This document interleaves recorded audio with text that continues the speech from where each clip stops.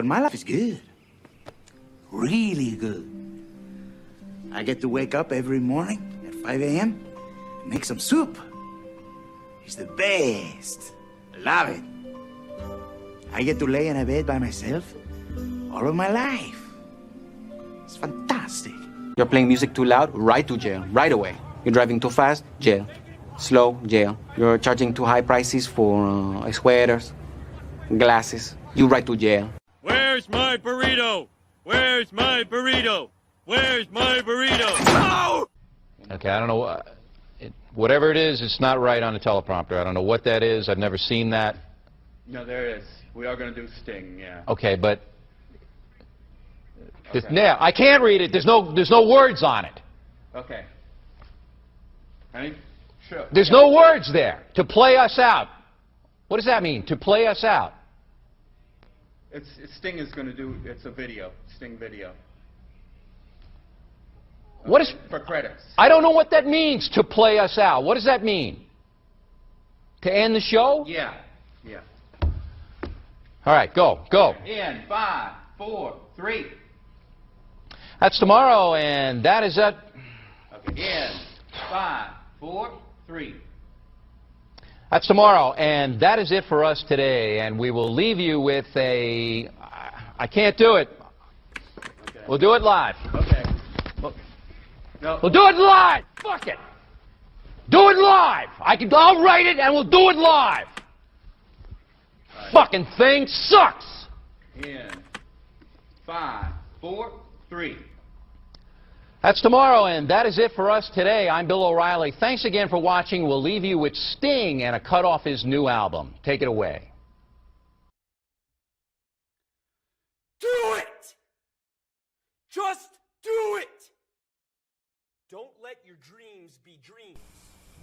Yesterday, you said tomorrow. So just do it! Make your dreams come true!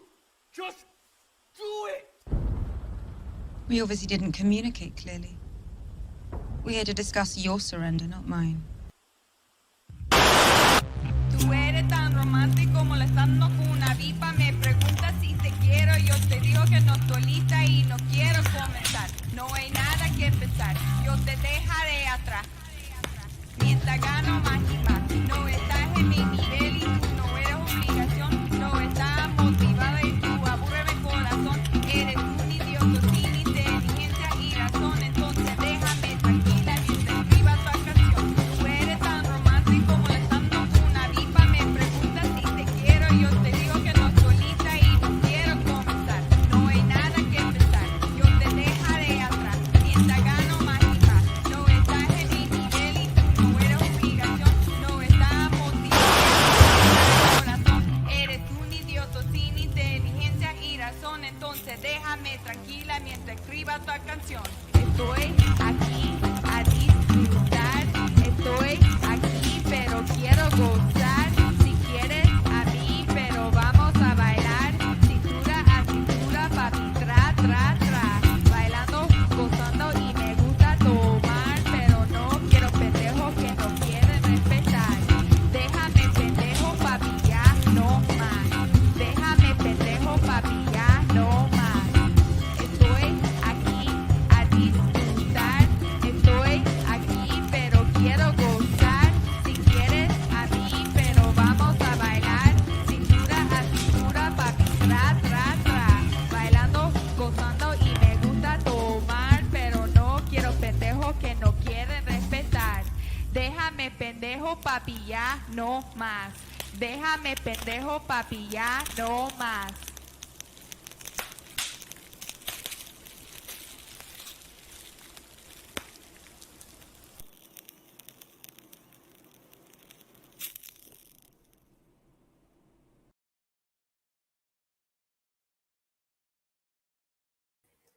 What is up, everybody? It is your boy ASDF, ASDF, Oh my God, you didn't change your name.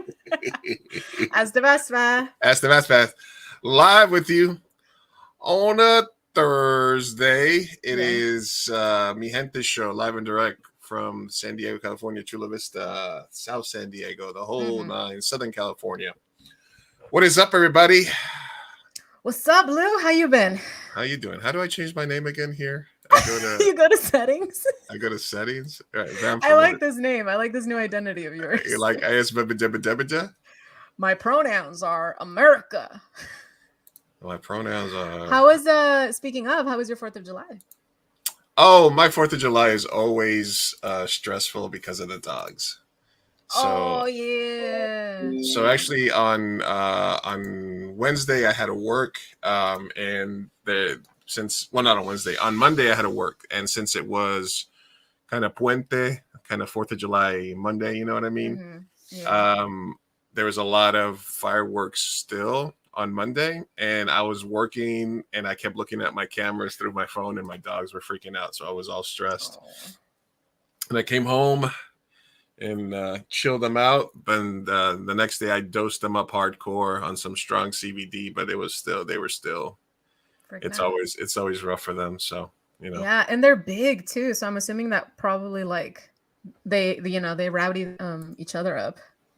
Yeah. Also was fine. Also, Shy Girl and Baxter, my older dogs, are the ones that are a little bit freaked out by it, and they just look for places to hide, or they just look to be just all up on me, comforting them nonstop.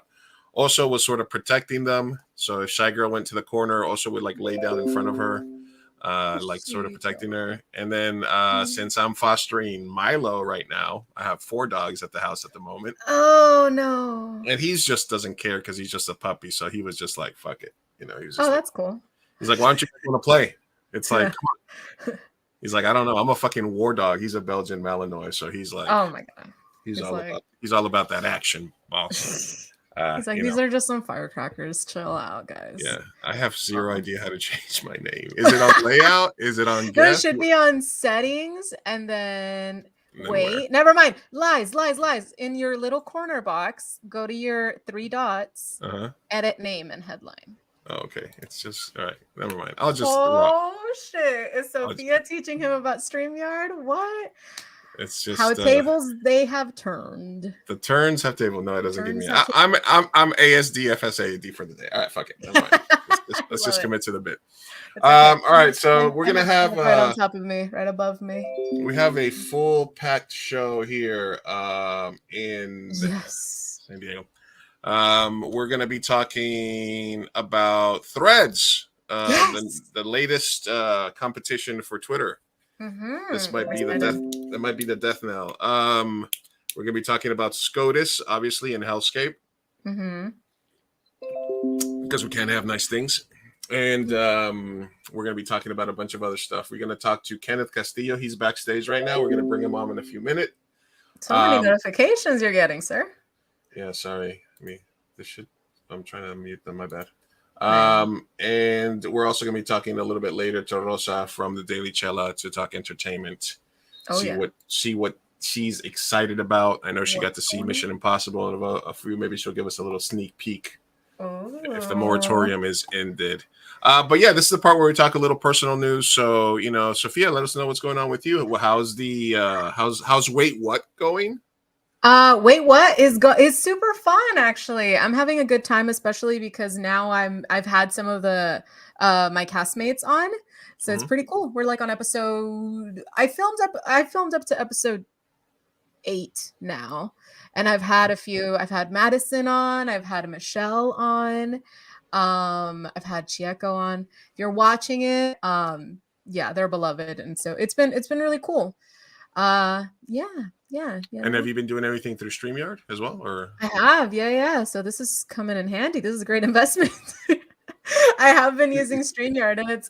I will say the only downside is that it has to be a one take because there's no pausing and right. But other than that, I mean, it's been. That's what you do it live. You do it live, and also I get to promote Mi Gente because it always has the little corner thing, and it says Mi Gente Show. So I was like, subscribe to the podcast. Go check it out. Good. Got it. Nice, good stuff. So we're live here tonight. We're going to be talking to Kenneth a little bit. We'll bring him on in a couple of minutes right now, and we'll talk about everything else going on. What are you excited about this summer? Oh. I'm excited to get my tan on. I'm excited because it so far has been the gayest season of my life in the sense that like it really feels like I have a community going. Whoa, Baxter, sir. Oh, I kind of want to know what he's barking at though. Okay. No, nothing. All right.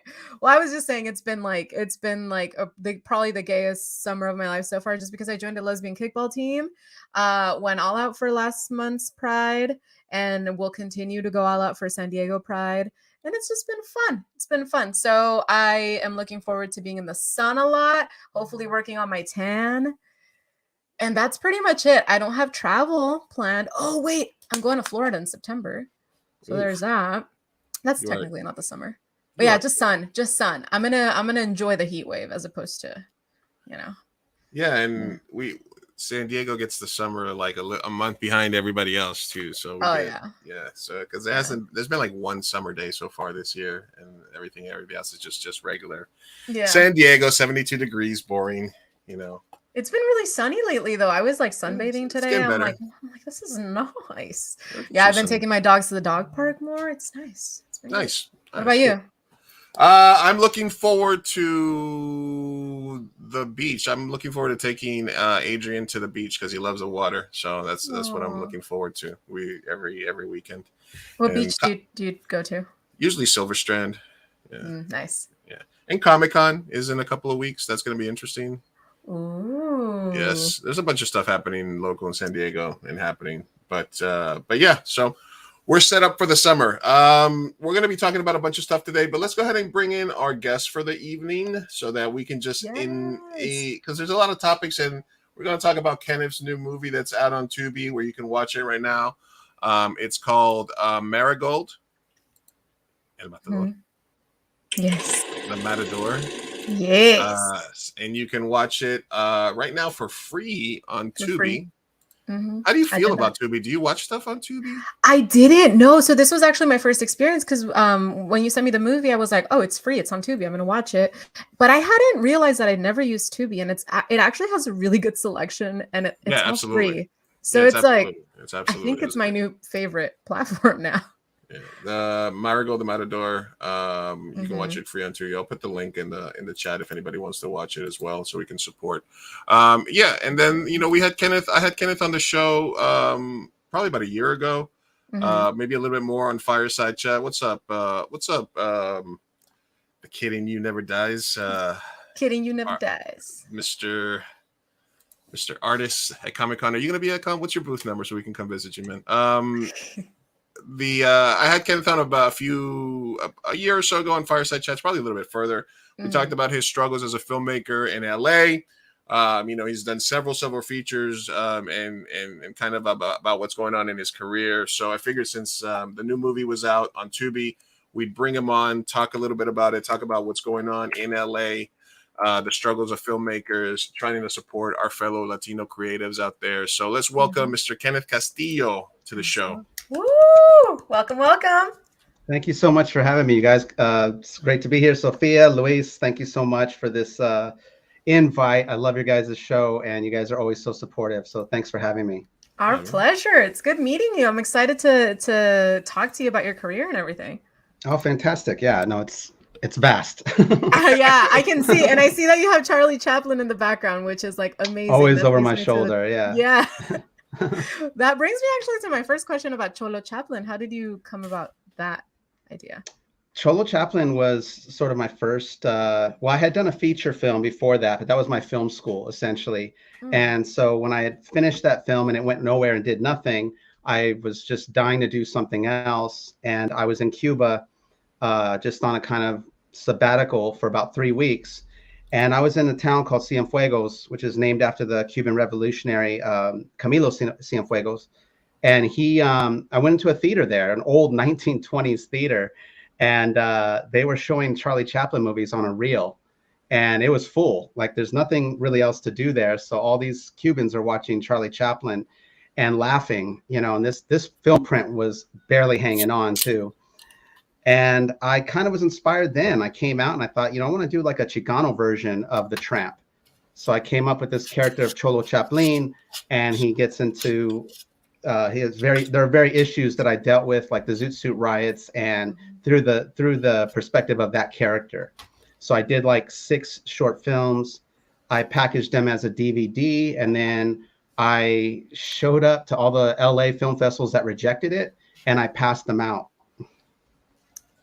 And that got the attention of a producer, and he loved the concept, but it was only 5-6 minute short, so it was only 30 minutes of content. So they wanted to do a feature, and I said, well, I have another urban film, that's my genre, and I can have that to you by April if you guys have a budget. And they said, yeah, we want to do 3 films. And that's sort of how it took off. And I've just kept the moniker of Cholo Chaplin on some of my social media handles. So he's sort of like my Mickey Mouse. Have you ever cosplayed as Cholo Chaplin?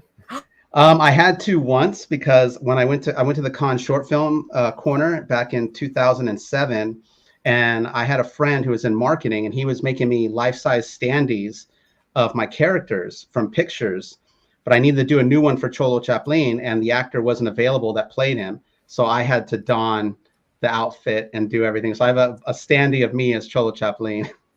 Nice. That's pretty cool. Keithan, of course I know. I know your name, Keithan. I was just having a brain fart right there. Keithan, let's hook up at Comic-Con this year, brother. Slay by Vegetables, thank you for stopping by. He says, I love Charlie Chaplin films, although I do have Buster Keaton tattooed on my arm instead. No problem. Just Google on YouTube Cholo Chaplin. I think you'll enjoy them. Yeah, yes, they're all on YouTube, right? Yeah, I have them all on YouTube. I did end up doing like 13 episodes, and I did one of. He's an adult in most of them, and then I have a child. Have a 10-year-old version of Cholo Chaplin. We did 2 or 3 episodes of him as a child. Oh, that's cool. Nice. Yeah. Well, let's talk a little bit about, obviously, we'll get into your career a little bit. I know we talked a little bit, a refresher of kind of like that. So you do Cholo Chaplin, that gets you, and then you take a bad situation and you make it better, right? Because you take these rejections that you get from these film festivals, and you show up, you distribute this, and then from there you get your first deal. How many films have you made from there till Marigold? Well, with that particular company, I think I made 3, actually 4. And then I made 2 for outside of a different production company. And then Marigold is actually from my production company, which entitled Cienfuegos Productions. So it's the first film that I produced under that banner. But in total, I've done 7 feature films. I've gotten them all distributed. So because Marigold was the last one that I did not get distribution on, and I completed it 7 years ago. So I just didn't want, at that time, independent film, Luis, independent film keeps changing, especially distribution models. It's getting harder and harder to make money. So I just held on to it. And then Tubi came along, and it's very indie filmmaker friendly. And our gente watches it. So that's what my work is for. And so I used an aggregator and got it on there, and also Amazon Prime. And if they do well, other that's playing in Europe as well. There's a couple of channels in Europe that it's playing in. So, what do you describe as Kurt? We both giggled a little. I saw it. Sophia said, it looks like Sophia sitting in a chair with the way it does. I didn't realize it. Look, we're matching. I couldn't unsee it after that. I'm like, wow. Really now I'm not going to be able to unsee it. Yeah. I'm going to force myself to stay in this position the whole time. Listen, we'll change the background a little bit here. All right. There you go. How would you describe Marigold? Because, on the surface, it feels very magical, very sort of like, it feels like a little departure from your normal genres. Obviously, Cholo Chaplin's one thing, but then you're mostly in like the urban sort of, drama crime sort of genre. And what is it? Was it a certain moment in your life where you wanted to do something that was a departure from your normal? Was it something that you had always been thinking about? Was it where did that concept begin? That's a great question. I know exactly how it came about. You're right. It's very different. I love my logo. It's such a great, cool logo, but it's very different than my other films in the sense of the style. In terms of it being what I call a story from the neighborhood, it's still there, and it is very urban still. We don't deal with any particular crime, but I guess there is a little bit in there. But the way it came about was after my 6th film, I was working with a production company, and we had such a great shoot, and I was really excited about the prospect of kind of upping our game. I had built a relationship with this company and a company of actors that I was using multiple times in different roles. That was my big vision. And the company decided that they wanted to do things cheaper and quicker. So I wasn't interested in doing that. And I was trying to convince them to, let's get some star Latino talent in there. Let's like Counterpunch was essentially what I did with that. I got star talent like a Danny Trejo and Stephen Bauer with up and coming talent like Alvaro Orlando. And that's how I think you bring people up, right? So that was my initial goal. And I had done that and it was successful. So they were looking to change completely and do, not focus so much on quality, not focus so much on they wanted to lower the budgets. So what ended up happening was a pair of actors that I worked with and had a lot of love and respect for decided to underbid me and said to the production company, well, we know how Ken does what he does, so we'll do it for that price. We want to do our own film. So, but they're not filmmakers and they have terrible taste in storytelling. So, I was a little, taken back by that. Like and they were literally just taking my crew and kept calling me and asking me, well, how did you do this? Or how did you do that? And because I had love and respect for them, I was very open. And then I realized, I'm like, you guys got to find your own way. I go, you already underbid me and you want to do these cheap movies. That's fine. But, I'm not going to help you any more than that. You got to find your own process. So that's essentially when I got out of it. I was like, if my process is that easily copied, then I need to do something completely fresh, completely different. And I decided that, I was bartending at the time and I had this giant window that looked out at downtown LA. And there's all this life, of course, that's happening. And a particular single mom with her 2 kids caught my attention because I would see her leave very late at night. And I started working on a story, but I didn't want to write a script because my mind wasn't there. I wanted to shoot. I wanted to direct. So I came up with scenarios. I incorporated my own family story about my uncle who was a paranoid schizophrenic, was homeless for a while, but managed to get on medication and live a productive life. I kind of took his story and I started taking little personal things and putting them all together. And so I didn't have any money. And I mean, I had no money. So I decided we were going to prep like 2 weeks and shoot 2 days. So I would bartend extra shifts to finance those 2 days. And I did that. And I was going to shoot the entire movie in 7 days. And all the principal photography took place in 7 days. And I got the best of the actors that I've worked with in the past. One of them being my wife, who plays Lily, who's the mom, the single mom. Camila Banus, who plays Marigold older. She was in Counterpunch, and she's also Gabby on Days of Our Lives.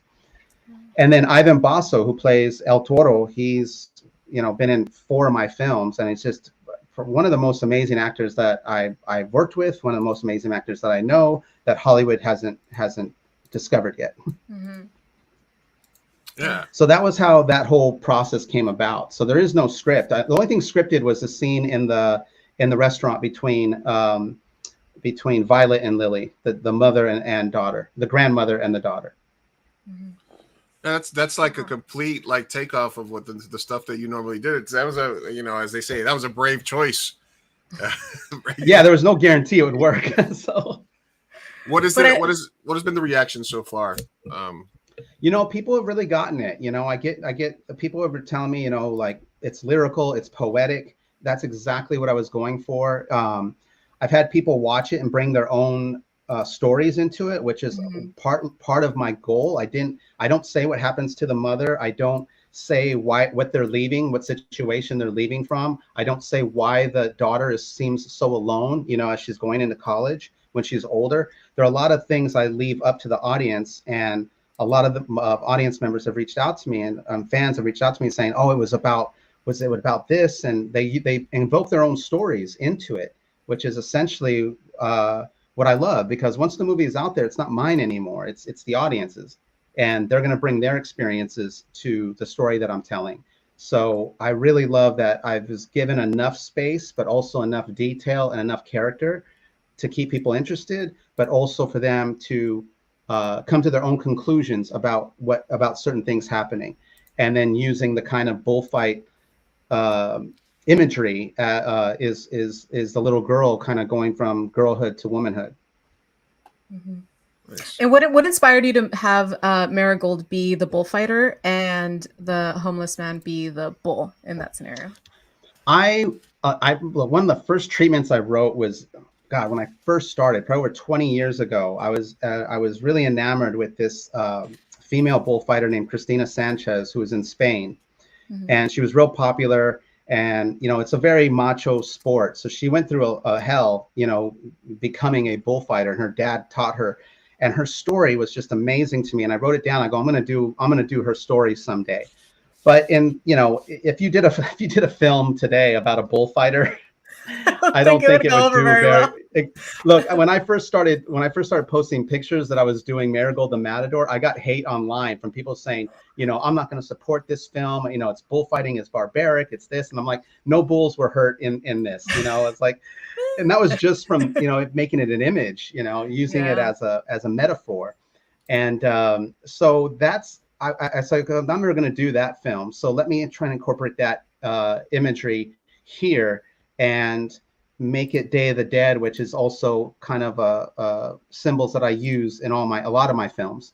And I thought it just worked really well. And my stepmother-in-law is a seamstress, so she made the suit of lights and it just came out amazing. I still have it, and if we might do a screening in LA, and I'm going to have the suit on display. But the suit of lights she made from scratch for my daughter who plays Marigold. That's your daughter? That's my daughter. Yeah. Oh my gosh! How old is she now? She did an amazing job. Oh, thank you. She's 20. What? I'm sorry. What? How old is she in the 20 film? now. Wow. She was 11, and we shot it over 2 years. So she was 13 when we completed. So it was perfect age. And I didn't cast her just because she was my daughter. I mean, there was two things, right? I knew I was going to take 2 years to do this film, and I didn't need to have a parent, have go cold turkey on me and say, no, my kid's not going to do this anymore. Right. And Maya, she'd been in some episodes of Cholo Chaplin. She's not an actress, but my daughter has this thing that she's a very creative person. She's very talented. And when the camera's on her, she's just constantly thinking. Her eyes are always active. And so I did some tests with her on camera, and I was like, okay, I'm only getting, and I directed it like a silent film. I would tell her, okay, this is what's happening as we're shooting, or you're feeling this, or you're thinking this. And she would just go with it. But at the same time, there were days where she just didn't want to do it. Really? Oh yeah. What? And what would happen in those days? Well, like, you have to. I remember one big thing I have with both my children is I tell them, when they were, I always tell them, I always will keep my promises to you. I will never break a promise. So when you ask me something, I never promise it unless I know I won't break it. So I tried to invoke that in them. So when she agreed to do this, I told her specifically, are you promising that you're going to do this even when you don't feel like doing it? She's like, yes, Pop, I promise. But of course, she's changing from 11 to 13. Yeah. So one day we were 2 weeks of prep. I had my crew here. We're going to be shooting 2 days at my mother-in-law's house because we shot in the backyard. And she just didn't feel like doing it. And my producer was trying to convince her. My wife was trying to convince her. My mother-in-law, who usually can get through to her, she just did not want to do it. And that's a day where, on shooting days, I balance being Papa and being director. Right. But on that day, I was just director. And I basically told her, she's like, I don't feel good. I don't feel good. And I said, if Camila didn't feel good, do you think she wouldn't show up and work? And when I told her that, because she respects Camila, she's like, okay. So then she got back to it. And she did it. Oh my God. Can I ask what scenes were those days that you shot, if you remember? Yes, I do remember the whole day where she goes and she makes the bologna sandwich. Okay. Oh my gosh. And that scene, she was supposed to act really happy. Yes. Wow. Exactly. Okay. I was gonna say how beautiful that would have fit if it was in the earlier scenes where she was very upset, but the bologna Oh my sandwich scene God. was like one of the few that I was like, oh, she's starting to be really smiley and happy-go-lucky. It's a sweet thing, right? She's Yeah, making it's a lunch for her sweet mom, who's going to eat real quick and take off. And my wife did a great job in the scene where, just trying to, the whole thing was improvised with the chips, like, oh, this is how you have to eat this type of Yeah. sandwich. So she thought that was funny, and so it was a great interaction. I really, I was really happy with the day in spite of the challenges at the beginning of it. Well, yeah, All glad he right. glad he got it through.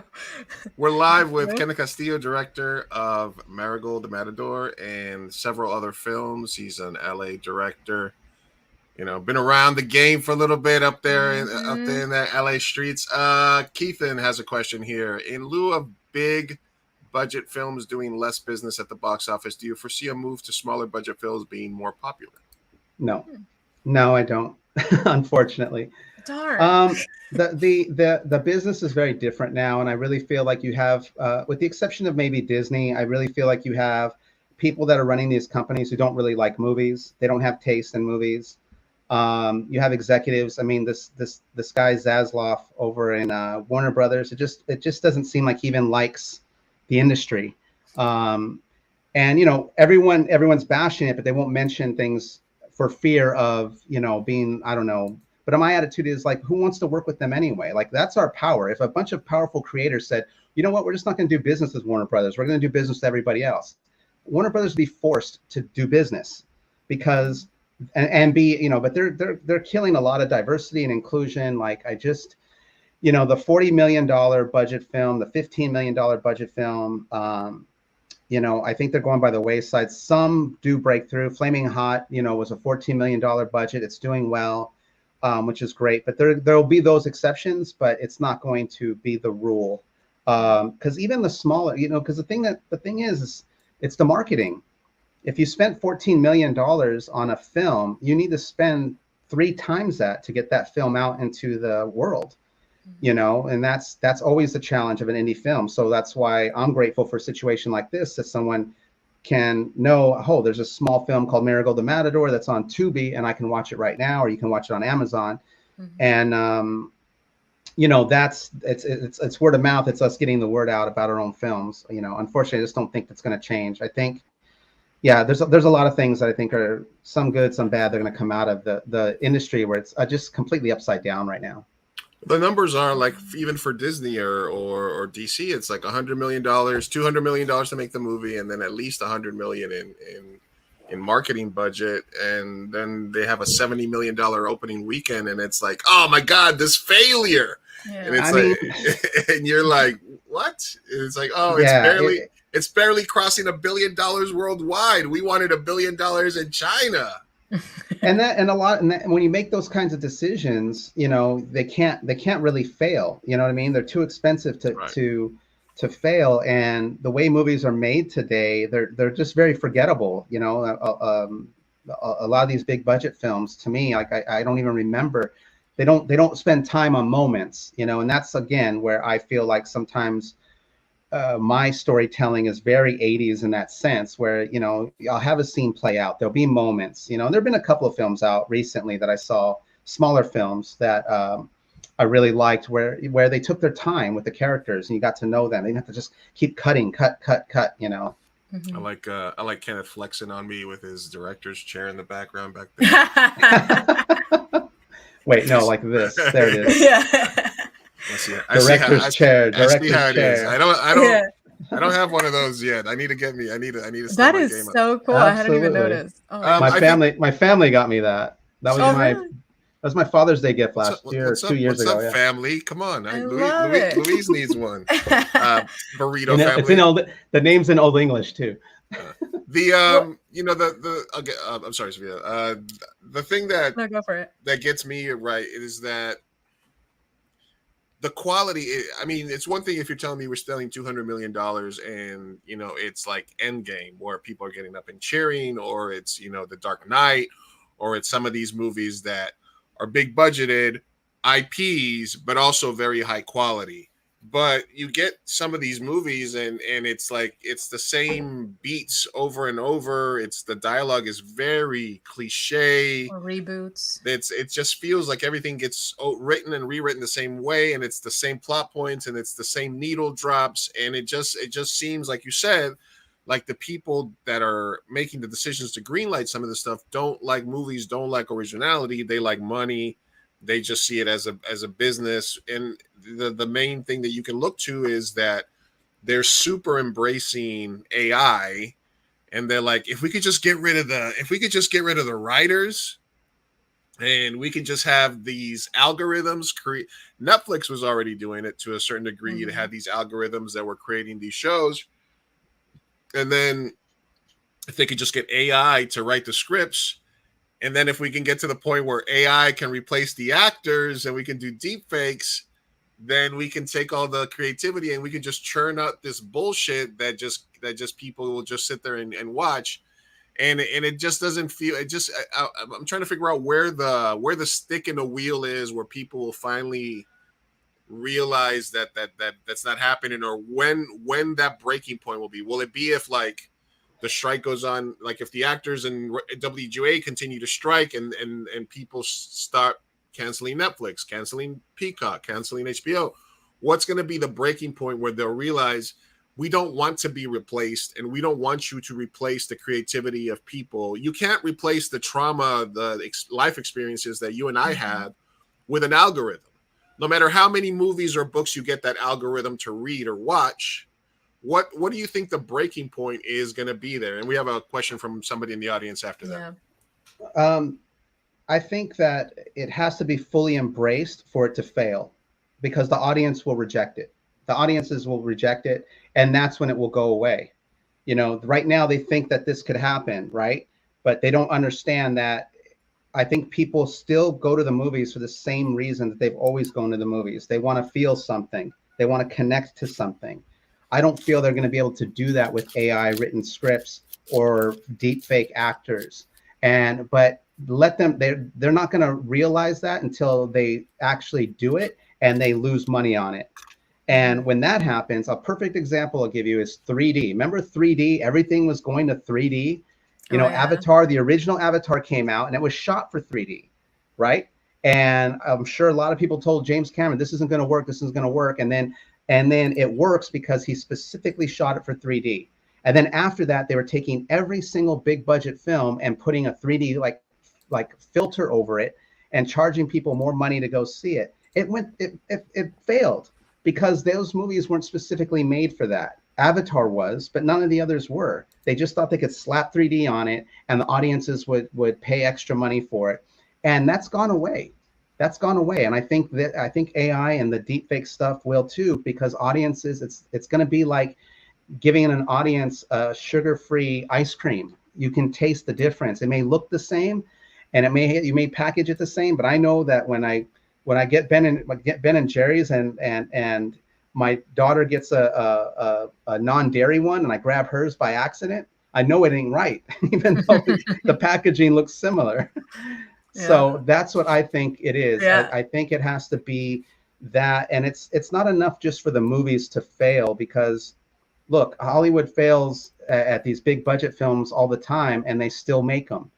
And so a part of it is hubris, ego, you know what I mean? Like I've been on sets and I've had some Hollywood, what I call Hollywood crews, where there's too many freaking people on set. And I'm like, what is everybody doing? Well, this is how it's done, is what I'm told. And I'm like, we don't need all this. Like, you know, and I think it's just like, again, that's the way it's done. No director, I'm probably the only director that thinks, you know, about cutting costs, because I'm thinking, you know, when I hear there's a film that's made for 25 million, I'm like, okay, I can make like 5 or 10 films with that money. I can make 25 movies. Yeah. Yeah, exactly. That's always been my thought. I'm like, you spent what on that? I was like, I can make 6 movies for that. What are you talking about? But the studios and the executives don't think of it that way, right? Because they want to be able to say, oh, well, you know, they want to be able to go to some fancy lunch and say, yeah, we're doing this film. It's a $300 million budget film, right? Ooh, yeah, and exactly. You know, so it's actually a lot of it's culture. It's a lot of it's culture, you know. And TV and film are different. there needs to be a disruptor, right? But in a good way, like Yeah. an indie disruptor, or because even me, when I've had meetings and I made a feature for $50,000, and I made a feature with Sophia for less than $10,000, and they're like, "Don't tell anybody that you made it for $10,000." Like upscale, like the feature you made for 50, tell them it cost you $250,000. The one that cost you 10,000, tell them it cost you 50,000. Yeah, and because they won't take you seriously in the room, like, and I'm like, why wouldn't they? It should be impressive if anything. Why wouldn't they be like, Yeah. oh wow, you did so much with so little, let's give you a little extra money and let you just go out there and give us something original. And I have to say, like with not necessarily with studios, but with independent producers that watch my stuff and then bring me into a meeting and they're like, okay, this is how much money we have, how much we want to do something similar to Counterpunch or even Marigold, where they don't know the budget, and I let them think it's something, right? And then I tell them maybe later, you know what I mean? But I don't hide what my films cost in that sense, because hopefully will inspire other people to do their films, because there are a lot of people, I'm sure Luis, the filmmakers we know that think that, oh, I need $1 million to do my movie. And I'm like, well, think of a movie you can do for $500 or $1,000, because you're not going to get that million. And I'm not saying that I'm not trying to shit on anybody, but I'm just saying that stop wasting your time on that. And even if you did get $1 million and it's a coming of age film, you're not going to get distribution, and you're never going to make your money back, or your investors are never going to make their money back. So I'm very conscious about, telling the stories that I want to tell. I know who my audience is. I know the stories I want to tell, and there's a market for it. So I don't necessarily write films that I think are going to sell. I just know that the genre I'm in is a popular genre. And if I do my job well and can connect with my audience, then there will be producers and investors that will seek me out. And that's been most of my career. I don't have an agent, so. Absolutely. All right, we had a question here from Planet Earth Theater. Thanks for stopping by. Has or will Kenneth consider directing other film projects written by other writer-producer studios? Oh yeah, absolutely. I've directed not feature films. I haven't been asked to direct a feature. Well, no, I take that back. I was asked to direct a feature film, and the script was so bad I told them no. And that was at a time too where I was kind of like, yeah, I really want to direct something, but I'm like, how? I go, let me take a crack at it, and I did, and it was just I always go with my gut, not my ego, and so I was just kind of like, yeah, man, this isn't for me, and they took it kind of personally, but you got to do what speaks to you. But yeah, if the story is right, I absolutely would be that. But I've been during COVID been hired more as a writer, and that's been something new. Like I normally only shoot what I write, and I only write for myself. But a few opportunities that came over through COVID and decent money. So the only one I would say, the last one I just got hired to write, I want to direct it. So and it is a Latino story. It's a Chicano story. And if that can get financed by September, I will be very happy. Well, wow, that's amazing. If you need a second unit director, you just let me know, man. That's right. I'll definitely let you know. We might shoot in San Diego, parts of San Diego. So. Oh, snap. Hello. Give us the call, Ken. Give us the call. Tarantino sort of said this in terms of like the 40s, 50s, 60s, and then the movies that came out in the 70s in terms of like the eras and the cycles that Hollywood goes through. We may be going through the days of Lucas, Scorsese, Spielberg coming in at the time of Hollywood was dead. So yeah, I kind of see that because you could definitely call this the oversaturation of like superhero movies and IPs and stuff like that. So but the thing is, we're only in the 23, which means we might have seven more years of this bullshit before in the 2030s it gets right again, or maybe the 2011s, 2025 is like that era of the superhero multiverse thing, and maybe in a couple of years we're getting close to it. So Keith, and you might have a good point there.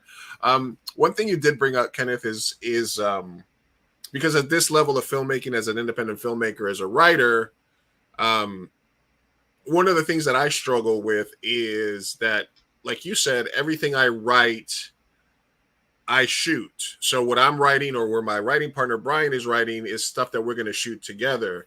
And when you write a script that you're going to shoot yourself, it's not necessarily as impressive on paper as a script that you're going to put out for sale or distribution, right?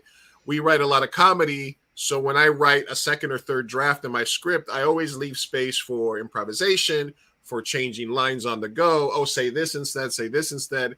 So if somebody's looking at it from the outside and they're like, can you show me some of your work? I'm like, yeah, but it's something that I was going to shoot myself. So it's not as polished and as pretty as something that that somebody who's just, I'm a writer, I'm going to write the best damn script and I'm going to put it out there in the universe and somebody's going to find it.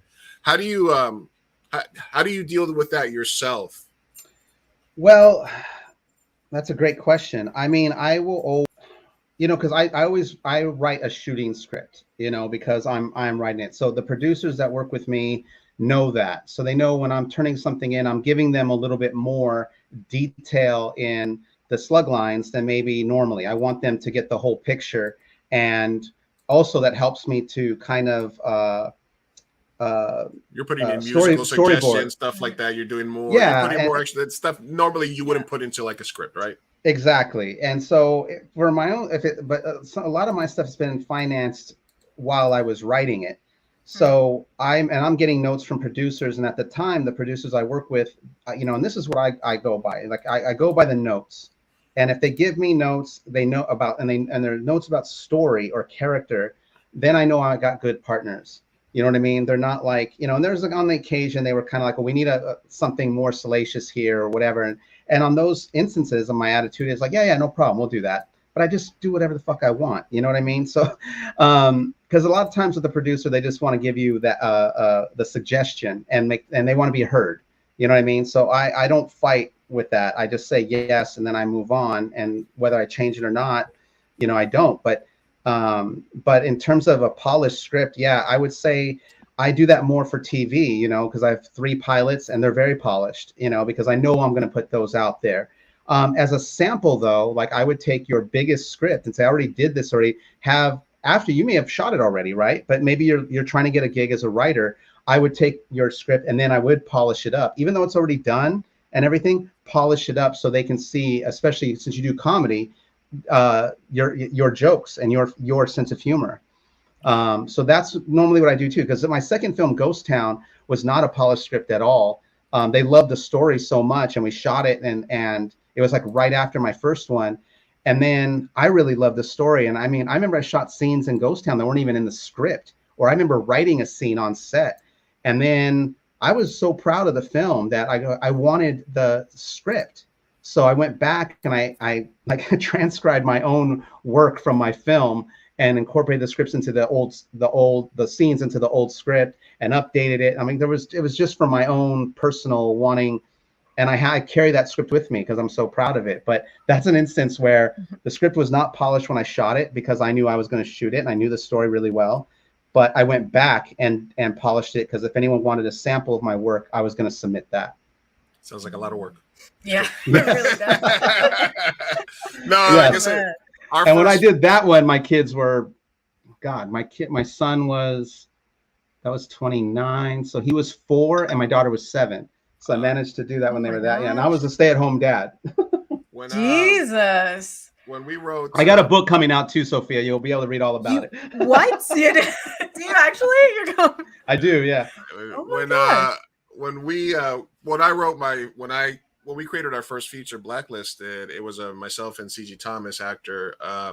He had the concept and he gave it to me, and he took over financing and getting people excited and stuff like that.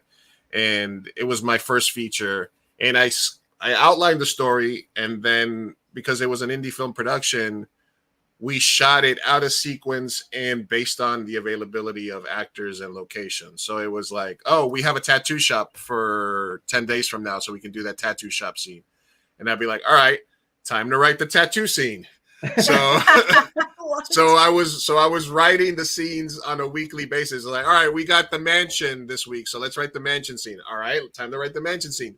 So what I have is like 32 different scripts of different scenes that we shot. Yeah. And if you watch the movie, as a whole, it doesn't work as a 2-hour because it's way too long. The individual scenes are good, right? as a whole, it doesn't work, and it just sort of we have it out there as like, okay, this is now the proof of concept of like what a season 1 arc would be. You know what I mean? Yeah. But I don't No, have that's great. But I don't have the actual script because there was never a full finalized script. It was like we were doing our first feature. Film, yeah, if you're proud of the film, I would just go back and do that work and put that script together. It does. It But does. Make sense. look, my fourth film was like that, where I compromised little things, throughout production. I kept compromising. Then I get into the editing room, and that's like one of my best trailers, but it's one of my worst films. And all the little things that I compromised on led up to big things in the editing room. And I mean, that seems obvious to most people, but there was a lot of things going on at that time, and I didn't think I was going to be making movies anymore. I had just lost my house, and the financing came for that. This was like 10 years ago. Yeah, this is in the book too, Sophia, so you can read that chapter. I'm excited. You got to send me a copy. I definitely will send you guys copies. We'll get a copy. No, yeah. Well, at least we got 126 actors SAG eligible through that movie. So we did. That's you know what? I love You're to the hear reason you say why that. it's so hard to be eligible now, Luis. What happened? I said that's the reason it's so hard to be eligible now, because you got 1 billion of them eligible. Oh yeah. We were like, we did everything right. They closed the door behind them, and now I can't get SAG. At the end of it, I still get people asking me now. He's like, "Do you still have my SAG paperwork from Blacklisted?" I'm like, "From 2014? No, I do not." It's impossible to do it now. I was like, oh my gosh, everyone was getting Taft-Hartley back then. Yeah. Oh my we gosh, were fucking shit up. But that's amazing that you did that for those actors. A lot of my actors have moved on to bigger and better things. Like Carlos Pratt was in 3 of my films. He's the lead in McFarland. He was green when I got him, and now he was like McFarland. David Castaneda Jr., who plays Diego in The Umbrella Academy and was in the sequel to Sicario. He was in my first feature. So I think I'm so glad to hear you say that, because I think a lot of times within our own community, they don't understand the value that we as indie Latino filmmakers bring. We're not all going to be Eva Longoria, you know what I mean? But we're hiring up and coming. We're getting people into the union. We are getting them footage for reels, you know what I mean? And so we're part of the ecosystem. Yeah, and I think I mean, like, I'm not one to just pat myself on the back at all, but I think that we don't get valued in that way a lot of times as Latino filmmakers from our own community and from our own film festivals. Mm-hmm. Yeah, absolutely. It takes a lot, and I think that maybe you and I commented on something about this on Twitter a while back in terms of like, we need our Ava DuVernay, I think is DuVernay, absolutely. Yes, she's African American filmmaker, and she goes out of her way to make sure that her projects get directed by independent or smaller Black filmmakers, and like amazing. Reservation Dogs, all the directors it should be noted, were man. native, Yeah, she's helped more Latina directors on her show Queen Sugar than anybody. She's had, and I don't know, and the names I'm mentioning, I don't know them personally. I know their work, and so I don't maybe have permission to use their names, and they may feel differently. But I'm just saying, Carmen Maron is an independent director, Latina director whose work I follow. Patricia Cardozo, who directed Real Women Have Curves. Her first directing gig on television was on Queen Sugar. This is 20 years after Real Women Have Curves. So where are our Latino executives that are looking out at the independent world and giving them opportunities? Because Ava DuVernay has shown us the way, and the Latinos that are in positions of power to hire us need to do likewise, instead of doing panels and creating organizations and creating, on and on and on. I've told this before, but I got invited to shadow a director in Georgia for like 4 weeks, and they're like, yeah, it's a $200 a week stipend or something else like this. And I was like, and then you'll be able to learn how to do it. And I was like, I don't need to learn how to direct. I just need to get into a room, and I need you to hear my ideas. I was like, at the point, my life situation was done that I couldn't just get up and go somewhere for 6 weeks. Well, it's timing, right? Yeah, it's timing. It's trying to make a living, and that's another reason why it's hard for a lot of us to break through. I remember an agent made a point. He was a Latino agent at Verve, and he was saying, he's competing with people in the internships who don't have to work. They're supported by their families, and he's like, I'm working. He's like, I'm working 60 hours a week and then interning at Verve for 60 hours a week. And he became an agent. And, you know, I thought his story was really interesting. I'm like, that's part of the problem. You know what I mean? We're not in some of these pipelines, particularly with the studios and television. But I think in terms of independent, like places like Tubi now is a hub now for people to go to, because our people watch Tubi. That's why I wanted to be there. That was my focus, you know. Hey, it's free. Yeah, that's true. As far and they got a good library. I had a question, because I think you're in a unique spot since you've been, you know, you work in Chicano focus, sort of some of your themes, and then as well you've been working in LA. So what is your take and your perspective from the Latino standpoint? It's basically the opportunities that we've had, past, present, and where do you think we're going in the future? I think it's been a really, there's definitely been inroads. You know, I've been doing this over 20 years. I started as an actor. My wife's an actress. And when she started, or when we started, I'm not an actor anymore, but I'm saying I was trained as an actor. But when there was no opportunity there was maybe one role in one show, you know, and it usually wasn't a well-written, I don't like to use the word stereotypical cliche, because that's what everyone always says. But let's just say a role that's not well-written. And there weren't very many. Now we have a ton of all Latino cast TV shows, and that's amazing. The problem is when you look behind the camera at who's writing and directing all of these shows. And, you know, the last 5 years, my focus has been television. So I know who's for real and who's not for real in terms of providing opportunities for our people. And because I'm outspoken, you know, I probably shoot myself in the foot a few times, but I don't care. I'm at a point where I'm like, a friend of mine was like, oh, you shouldn't say that, Ken. They're not going to hire you. I go, they're not hiring us anyway, so we might as well just speak our truth. You know, I have a problem. I have a problem with a Latino influencer or celebrity constantly talking about inclusion and diversity and them getting applauded for that. And then when you look at their shows that they executive produce, they don't hire any of us. And I'm never going to call them out by name. But, you know, and then at the same time, like this one, I don't mind talking about because the show got canceled and she's not going to hire me anyway. But there was a show called On My Block, and I loved On My Block. And On My Block is basically my neighborhood where I grew up in Wilmington. And so I started doing some homework on it. Of course, there were no Latino directors on their entire 3 seasons. Not one Latino director, not one. Whoa. And so I reached out to the executive producer. I reached out to who was Latino, never reached back. And then I reached out to the showrunner. She did reach back to me. And turns out she grew up in Palos Verdes, and my confirmation sponsor was the dean at her high school. And we started a dialogue, you know, and I wasn't, you know, I've learned how to ask for opportunity or seek out opportunities and emails and stuff like that. So she didn't ghosted me as they went into the 3rd season of On My Block. And because I was asking for an opportunity, either to shadow or to direct. And she knew she was writing about Wilmington, and that's where I was from. There was never more of a perfect match for me to direct a show than that show. Right. So then she goes and does Free Ridge. And the interesting thing that happened with Free Ridge was they had 3 Latino directors. One of them was an actress, and the other 2 had never directed anything. But I was excited that they had 3 Latino directors. But I feel like I had a small part in being in their ear about the fact that you're doing all these Latino shows and you do them great. She's an incredible writer and director, even though she's writing our stories.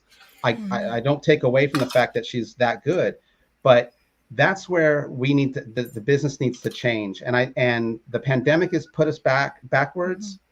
And this strike, is going to put us behind as well. We're going to lose what little, not in terms of acting, in terms of actors, I think those opportunities, because it's a global market now. If you're on a show on Netflix, it can be shown everywhere around the world. And if you have Latino characters, I think the rest of the world will be connected to that.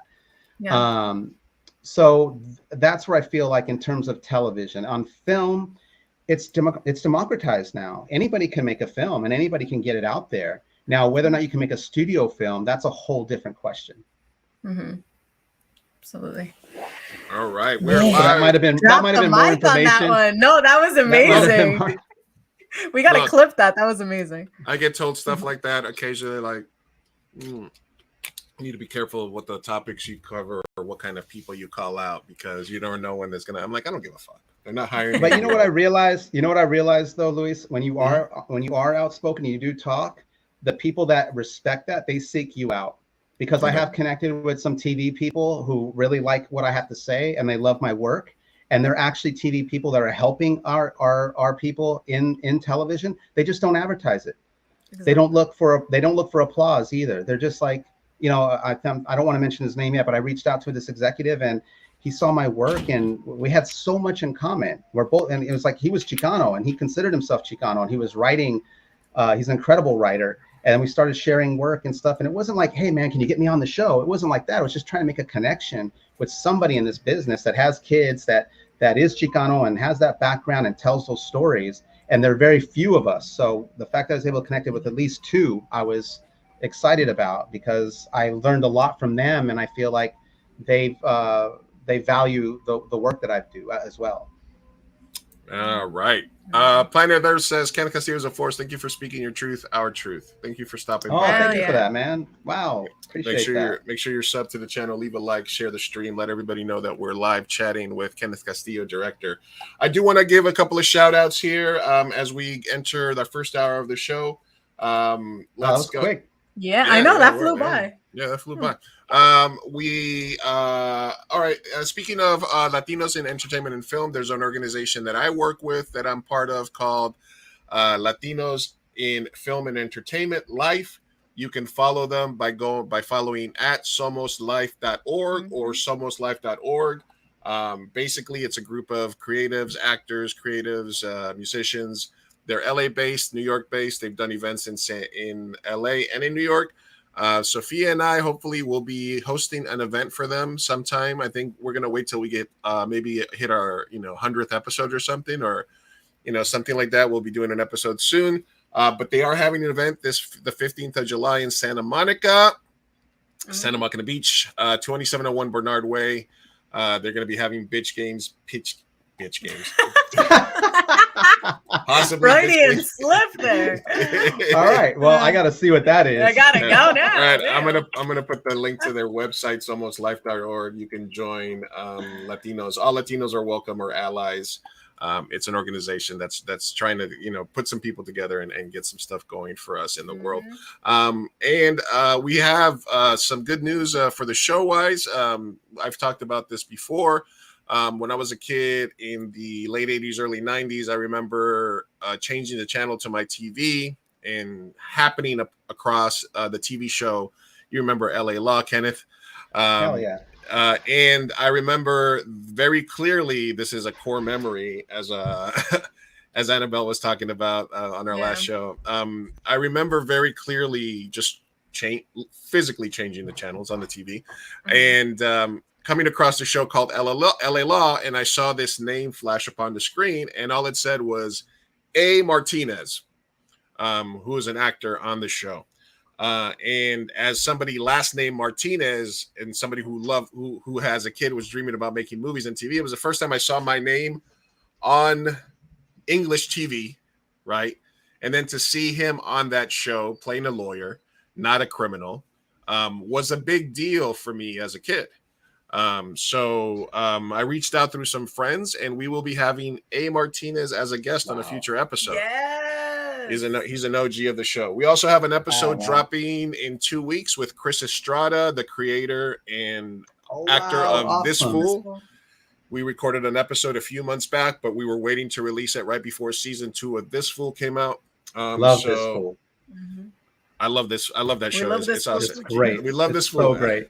Love it. So we're continuing to try to highlight both the OGs, the people that are doing that have done it in the past, that have paved the way, the people that are crushing it right now, and the independents and those just a level below, breaking through, like ourselves, that need a little push. So, Mi Gente show, even though, like I said, when I describe the show, I say it's like every other reactionary podcast, except it's 2 Latinos instead of 2 white guys,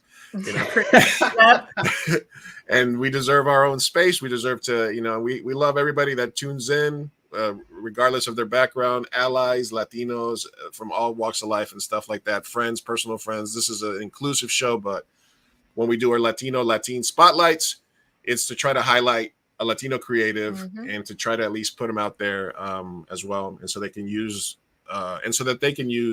the appearance to reshare it and to sort of showcase their work, because I know it's kind of hard to talk about yourself all the time and stuff like that. It's easier in an interview format as well. So we want people to brag about their accomplishments, do what they're doing. We're going to keep continuing to do that, myself and Sophia, until we get too big for it. And you guys move on. And then we'll turn our back. We're stronger together. We got to support each other. And you know what? We got to show the community what we're putting out there, because a lot of times we don't get that spotlight, right? So everyone, go to Tubi, go watch Marigold the Matador. I love it. And if you don't like it, Counterpunch, my 5th film, Counterpunch, is on there as well. Oh, is it really? Counterpunch. Yeah, both of them are on there, and both of them on Amazon. Counterpunch is what came out in 2013, and Lionsgate keeps putting it out on different platforms, which has been great for me because it keeps me relevant. And but that fact that I have that one, which is a boxing film, and Marigold on several different platforms, but on the same platforms together, it gives people the option to, you know, if they don't like Marigold, they can check out Counterpunch, or then maybe they just be like, I don't like either one of your films, Ken. In which case, go watch Cholo Chaplin. Cholo Chaplin is on YouTube. Go check that out. You're gonna like there's many things out there. There are many things out there for you to hate. I remember I had a filmmaker tell me, like, you know, you're mediocre, you're a hack, you're this, you're that. And I go, yeah. And I go, I have so much work out there, bro. I go, pick something. There might be something you might like, whereas you don't have any work for me to judge. Yeah, absolutely. No, yeah, and if you don't like any of that, go watch Slapworthy with Sophia. On our YouTube. Absolutely. Yes. Look, and I said this before, and Eva Longoria said this on an interview before recently, which is the degree of difficulty for a Latino or a person of color as a director, as a filmmaker, is like 1,000%. There's thousands and thousands of mediocre Anglo filmmakers that get to make movies over and over, and they make like Piranha 3D, and then 3 years later they're directing another movie. It doesn't matter. Yeah. Meanwhile, you or myself, somebody has, you know, if there's they can nitpick our movies and tear them apart and say, oh, it's, you know, meanwhile we're scraping and scratching to make it with like breadcrumbs and self-financing, and we don't have the ability to fail. When I feel that we're going to be on a level playing field is when we have the right to be mediocre, because everybody else has that right except us. We don't have the right to be mediocre. We have to excel every single time, or else it's deemed a complete failure and we don't get a second chance. So, like I said, give me a second. Good question here from Keith, and forgive my ignorance, but is there a Latino version of Bollywood or Mexico in Latin communities? Yeah. Even when I was growing up and seeing LAI and stuff like that, there's always been a huge, you know, you got telenovelas, you got Colombian telenovelas that get turned into Mexican telenovelas that then can get turned into shitty TV shows in the US. You have a huge big Mexican cinema. There's also there was a huge Mexican silent movie community earlier as well and stuff like that. And there's still a thriving, you know, Latin American film community as well. Yes. If you have any cable service, go to Cine Latino. You will see like just hours and hours of amazing Latino content. And you'll see 4 of my films on Cine Latino. Ooh, dubbed in Spanish. Míralo. All right, yeah. Hey, man, if you need a I got a great story about that, but yeah, I got a great story that we have. You want me to tell? Okay. Yeah, go ahead. So I love telling this story because we got Rosa that's going to show. Rosa's going to join us in a minute, but we'll let Kenneth. Oh, fantastic! Rosa gave us an amazing shout out on Twitter about Marigold the Matador. Yay. And again, man, I didn't ask Rosa to do that. She did it on her own. You were the first one to reach out for me for an interview. Polly at the Slant interviewed me. I mean, this is what I love. This is a genuine discussion, and I'm not selling anything. You know what I mean? I'm not a salesman. It's just a genuine interest. And you know, this is not what I do, you know, and so I really appreciate it. And again, we have our little Chicano community now on Twitter, and Daily Chella is someone I write articles for, and Brandon over there. But this story is interesting because I've submitted pretty much all my films to LALIFF, the Los Angeles International Latino Film Festival, and all of them have been rejected, all of them. So this one, they were on hiatus for like 3 years, and I think it was their comeback their comeback festival, and maybe it was about 6 years ago or 4 years ago. And my producer calls me and he says, "Hey Ken, Cine Latino is going to be a big sponsor at La Leaf. I want you and the cast of all your films to go." And I go, "Bro, they rejected all my films. Why am I going to go and support?" He's like, "Yeah, but Cine Latino is asking for you to be there because all your films are on their platform." And the way the producer told me, it was like, he's like, "You get to have a huge flex that you've never been at that festival with any of your films, but yet you're the only filmmaker there who's gotten distribution and is on Cine Latino." So I was like, "Oh." So I go, "Okay, fine, but I know they always love to do their little VIP for all the, VIP party." I go, "Make sure I get a VIP pass." Oh my gosh. So I went, and I'm on the red carpet and they're asking me, "What film do you have?" I go, "I have three. Actually, at that time, I only had 2 films on Cine Latino." I go, "2 of my films are on Cine Latino." And they're like, "Oh, what year did you screen at La Leaf?" I go, "Oh, I've never screened at La Leaf. I have 2 films on Cine Latino." But they did translate 3 of them. And my in-laws, they have all my movies memorized because every time it pops up on Cine Latino, they watch it. Oh, I love that. That's pretty badass. They never got screened in La Leaf, but hey, you're in Cine Latino. That got distribution, baby. That's badass. Absolutely. All right, we're live with Kenneth Castillo, director, Marigold, The Matador, available on Tubi, as well as some of his movies, and you can watch some of his films on Cine Latino as well. Thank you for everybody that's been hanging out with us. Planet Earth, Enslaved by Vegetables, Keithan, everybody for dropping by. Make sure that if you're watching, you give this stream a like, share it, and you can catch the Mi Gente Show podcast, new episodes weekly. Usually we have somebody live here, we talk to them, and then a couple of weeks later, we drop the audio-only version as well. So the next episode that just dropped was another filmmaker, Mexican native filmmaker, Alex Miranda, who was a child actor in the Lost World Jurassic Park, and he has a company called We Are Bravebird. His episode is available now anywhere you get your podcast. He talks about being directed by Steven Spielberg and about his film called Decolonizing Dinner, which was really cool film at the festival. And then next week we have an episode with Annabelle Inigo, Cubana Dominicana filmmaker from Wish Upon a Disco Ball. And then, we're all over the place with Latino amazing. creators. Yeah, that girl's gonna get an How many Oscar filmmakers are out there? Look how so many many. filmmakers are out there. So John Leguizamo and Eva Longoria need to get together. They need to pitch a series for HBO Max or for somebody, and then they get Annabelle, Alex, Kenneth, myself, and a few other Latino filmmakers each signed on to direct an episode. Boom. And I can act in it. There you go. Sophia, or AD. I'm trying to get some kind of production job. She can shadow us. Fuck you. All right. So since we're talking film entertainment, we've been talking with Kenneth. Let's bring on from the Daily Chela, official, awesome, badass film reviewer, Rosa Parra. Hey! What's up? Welcome, baby girl. Oh my God, it's been a while. Hi, Kenneth. Wow. Hi, how you doing? Thank you. I'm so excited that you're on the show. I had no idea, but that's amazing. And then thank you so much for your shout out to my little film. Oh no worries. It was a really good film actually. I saw part of the interview you did with Polly at the Latino Slant, and I was like, you know what, I need to watch this because again, I don't feel comfortable going out there advocating and talking about representation of Latinos if I don't do my due diligence and go out there and support whatever's already out there. So no, it's a great film. That. Thank you so much. Wow. Shout out to the Daily Chela, which you guys are both a part of. Since I'm Colombian and Uruguayan, I don't qualify, but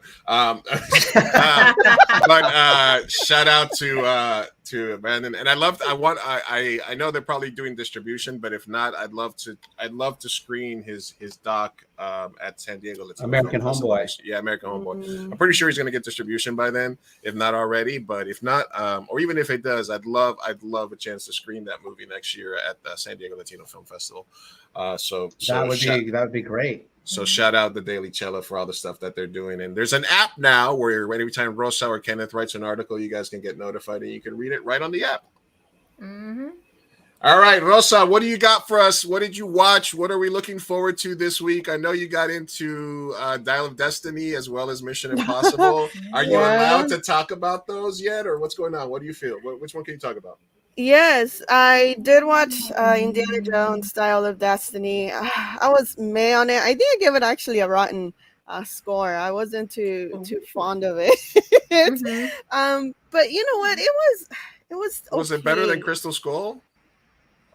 That's all I ask. It had to be. It had to be That's a better no. than Crystal Skull. By default, it is, I guess. Paulie said the Um, exact same thing you did. I'm still gonna see it, but Paulie said the exact same thing you did. When I said, as long as it's better than Crystal Skull, I'm happy. Yeah. It is better, but oh man, it was quite. I think it's the runtime. I don't know what's up with these movies now. They're all above almost 3 hours each film that I've been seeing, and then the ones that are they're gonna be upcoming as well, like Oppenheimer and then Flowers of the Scorsese movie.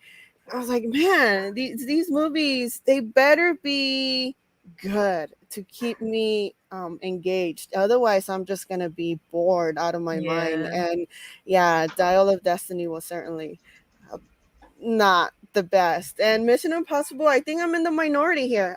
When I say I can't talk about it because embargo lifted like 2 days ago. I already wrote my review. I submitted it. It should be posting pretty soon. Over at the Daily Trailer. Hey. I know the Daily Trailer is gonna be all full of my reviews. But you know what? I liked it. It's good for what it is. Also, another lengthy film whose runtime I eventually ended up feeling throughout.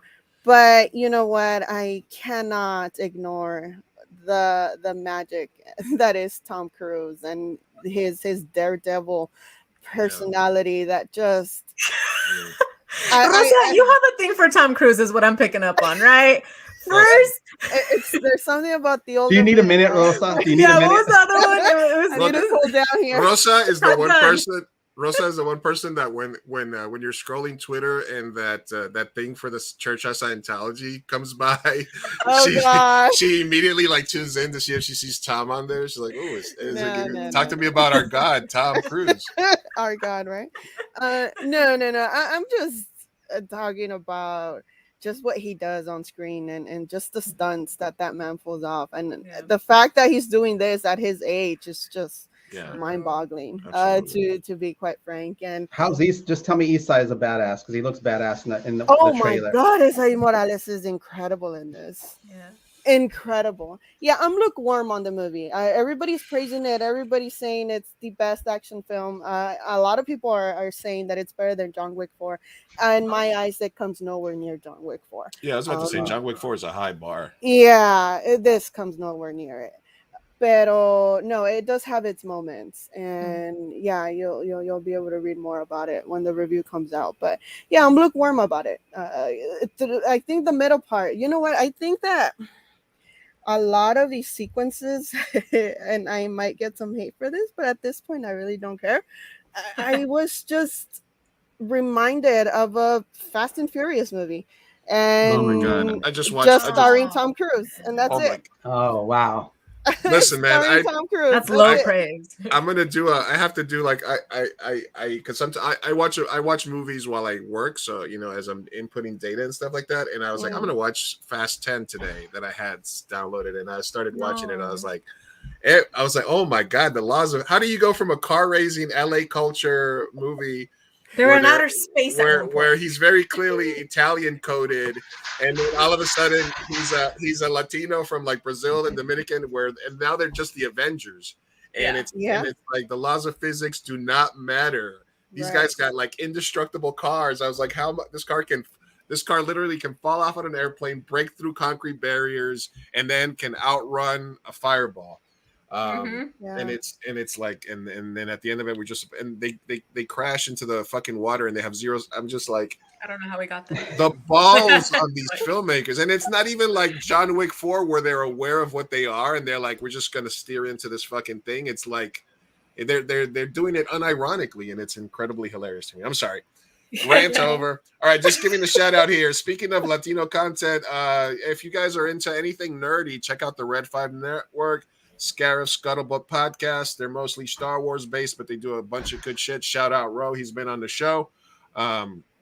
He says he liked Crystal Skull better. I mean, all right. Keithan says, I'm telling you, old IPs are getting stale, new blood type. Yeah, Yes, a lot of people are saying that. That's the audience. Yeah. Yeah, IPs. I mean, you're right. It's a combination of the two. The IPs are getting stale, but the people that are writing and the story points are so fucking similar every time. It's always, it's always the machine that they have to stop and the mindless zombies that you don't have to feel bad about killing, and it's always the same fucking thing over and over. So yeah, absolutely. That's the magic appeal in Fast and Furious. Yes, absolutely. it's absolutely, man. Like, seriously, I was like, what car is this that could just fall from an airplane, land, and still break through concrete barriers? Doesn't matter because it's Dominic Toretto. What's Dominic Toretto's favorite restaurant? Oh God, Family House of Pancakes. No. Oh, damn it. It's Olive Garden, because when you're there, you're family. Oh, damn. Wow. I think my answer was. I don't have friends. I have family. Anyway, that's actually a good joke. It was who's the director of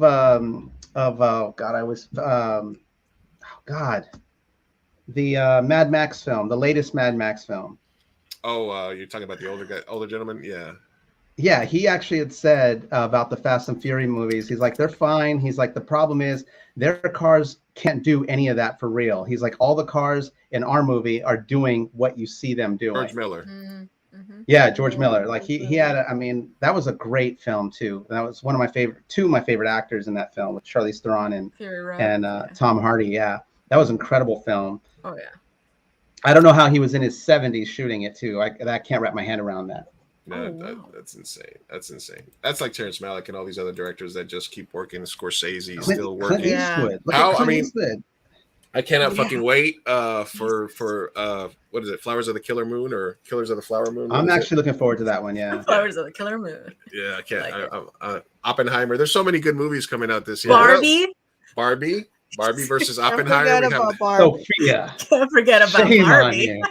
Shame on you. Right. You haven't seen the Barbie versus Oppenheimer memes? It's great. Yeah, no, my favorite was like, he's like, what are you gonna watch first? He's like, only sociopaths say they're gonna watch Barbie first. He's like, no, you watch Oppenheimer in the morning, then you go fucking read a book about World War II, then you go have brunch, then you go watch Barbie, and then you go out to the club. And then you go to party. Exactly. And you go to the club. I don't know. And they're already starting the rivalry, because I got an email yesterday for the screening of Oppenheimer, and I'm like, all right, let's do this. Let's RSVP.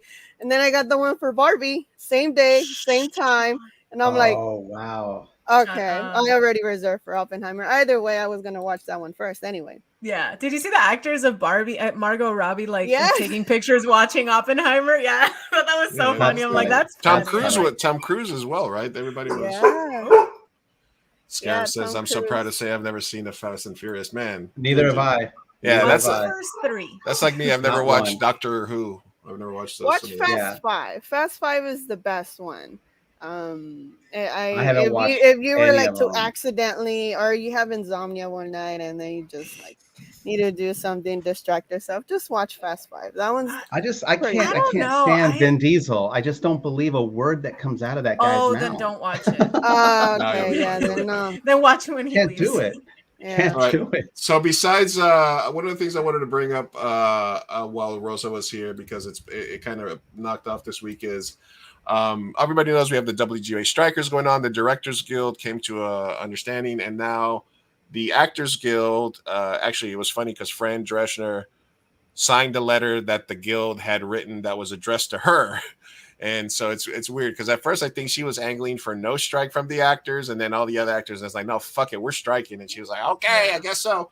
A recent story came out that there was a story about David Zaslav, and it was pulled after it was basically about just the shitty stuff that he's done, how he's become sort of public enemy number one because they basically shelved Batgirl movie for a tax write-off, and a bunch of his other bullshit where there's movies that get put on platforms and then they get taken off like 6 months later or 3 months later, you know, fucking over the filmmakers that sometimes are getting paid based on residuals and stuff like that. So there was an article that was going to be published about David Zaslav, about how he became Public Enemy #1, and it got pulled by GQ. And basically, it's come out recently that the editor who pulled the GQ article was actually producing a movie for Warner Brothers. So good old Hollywood nepotism and good old boys club. So the editor who pulled the story is producing a movie for Warner Brothers. You can't make this shit up.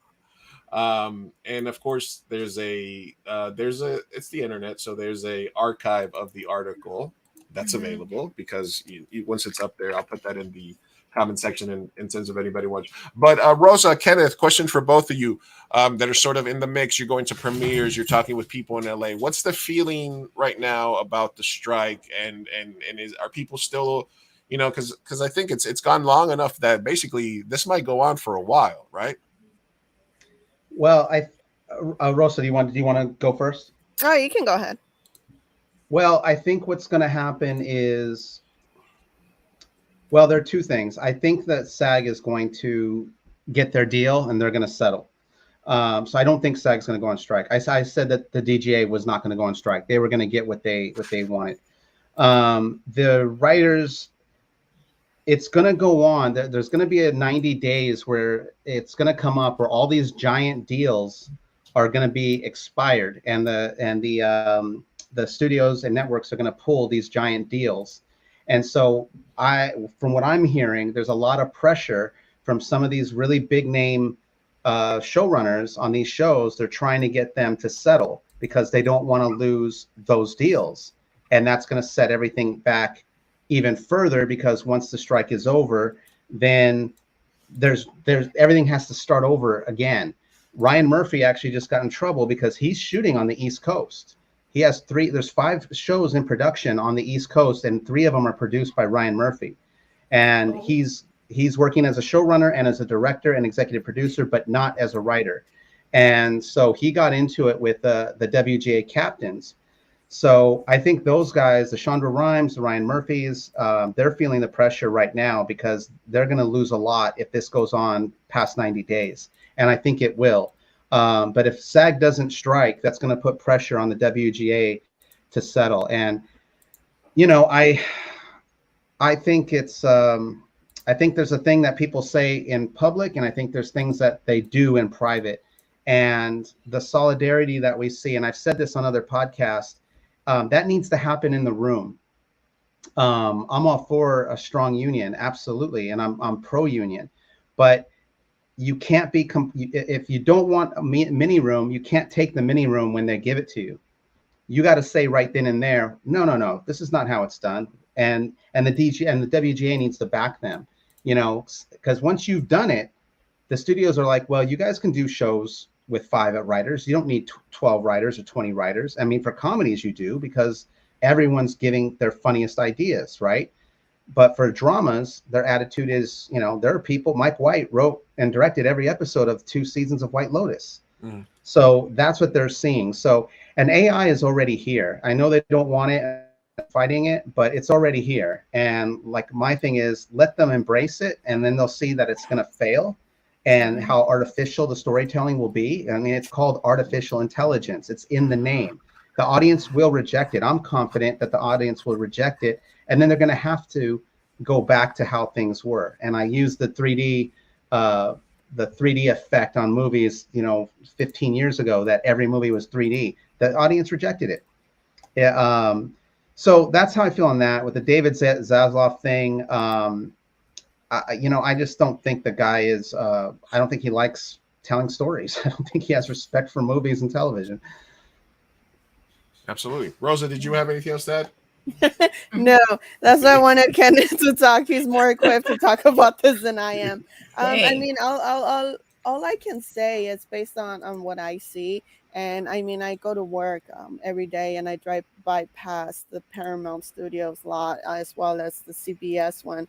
And yeah, people are still striking. People are still out there doing their thing. And I do agree that when you do have somebody like Zaslav who is in charge of all of this, but he isn't a filmmaker himself, and he isn't somebody who loves movies or the art or even knows anything about the art, and it's just about the business. And I think that's what's very difficult about Hollywood, right? It's a marriage between art and business, and that's when it can get frustrating to hear about everything that's going on, all the decisions he's making. But on the other hand, it's what Hollywood is. Sadly, it is about the business. It is about the money at the end of the day, and it's unfortunate and it sounds harsh, but Yeah, and I think that the two major issues with right now, and what makes to me a really good producer is they have taste.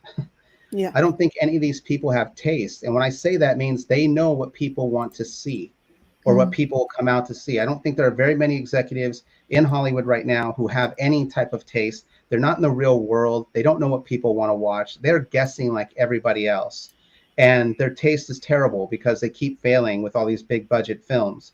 And then the other thing is, what I find interesting about the Zaslav killing the GQ story, it really shows you how fragile these guys' egos are. This guy's a multi-millionaire executive in charge of,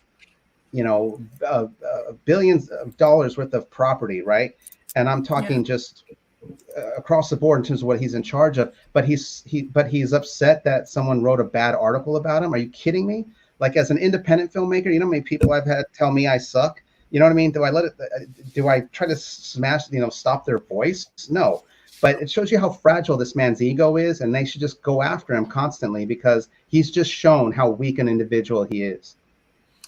Absolutely, and I think that you said it earlier, Kenneth. It's going to be when it fails and it lands. Like I've already seen articles about certain publications like the AV Club and other places that their management, without the editorial board's consent, is dropping AI generated articles. There was an AI generated article that came out, I think, yesterday, and it was supposed to be a comprehensive list of all the AI of all the Star Wars, and it had the Star Wars movies out of order.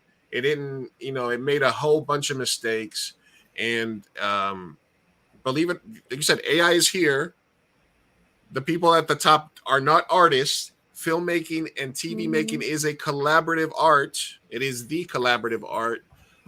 So unless the movies, the articles, the scripts, the TV shows that AI generates fail, don't even click on them for curiosity. It's like the Mindy Kaling show that was horrible and it got a second season because people were hate watching it. People are hate watching The Idol on HBO, and I think it might get a second season even though it fucking sucks. Stuff like that. I'm sorry, there's an earthquake over here. My German and my so I think that's got to fail. AI's got to fail. 3D's got to fail. They promised me 3D porn. It sucked. It's got to fail. So it's gotta, it's gotta have. Great. So AI is gonna fail. Trust me. And like I said, like some of those picket signs, AI can't replace my trauma. It can't. It doesn't. You know what I'm saying? I wanted to ask Rosa while she's here. Did you get a chance to see No Hard Feelings? And do you have any thoughts on it? No, not yet. Okay. Are you? They're saying it's trying to bring back 2000 comedies. Oh, you know what? I've been hearing a lot of good things about it, actually. Yeah, same here.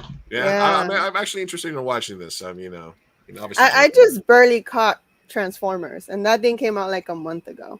I'm trying to catch up. I've just had a busy schedule with school and work and the kiddos. So yeah, I've been trying to to keep up, but it's tough. And when these movies are 3 hours, they don't make it any easier either. But no, it is on my bucket list. I need to watch that. I need to watch, I think, Joyride. I also been hearing good things about that one. I think that one comes out this weekend, Joyride. And yeah, I've been trying to catch up, but no, have not seen it, unfortunately. No worries. I'm interested in checking it out. All Yeah, right, same everybody. here. Thanks for everybody that's stopping by. We're going here. We're continuing live with Kenneth Castillo, director, Sophia Carr _ from OCM. Wait, what? You guys need to go watch Sophia's reaction show to Coming Out for Love. Please, right, Sophia? Where can they watch your show? That one's gonna be on oml.tv on their YouTube channel. Yes. All right. Make sure you guys go on Tubi and Well, watch that's a Marigold. react show The react to show. a reality show. The react show to a reality show that I was in. All right. And then Latino Slang coming in with his weekly hate. It's my favorite Sophia with the great Castillo and Rosa and some guy named Luigi. Yes. We love this Polly. Love you, Polly. Dizzy said that movie was fun. I miss comedies like that. All right, cool. So the reactions have been good to it. Heard it was All a right. solid rom-com. Rosa, was there anything else in news, in entertainment or movies that you wanted to touch on?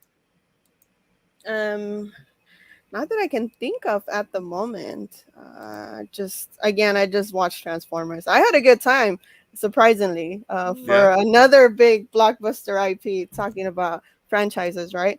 No, this one was actually pretty good. I was actually surprised by it, and how to watch it because I'm working on an article where I'm gonna be just a little taste, be highlighting Latino shows, films, and performances so far since we're already halfway past the year. So that's gonna be fun. Nice. You know what? One thing I want to bring up with both of you real quick before we move on to Hellscape Watch is Blue Beetle. Because we talked earlier in the show about movies that have 100 million, 200 million budgets and they spend $100 million on promotion. Mm-hmm. This movie's coming out in 2 months. I have not seen one thing about it in the press. I think that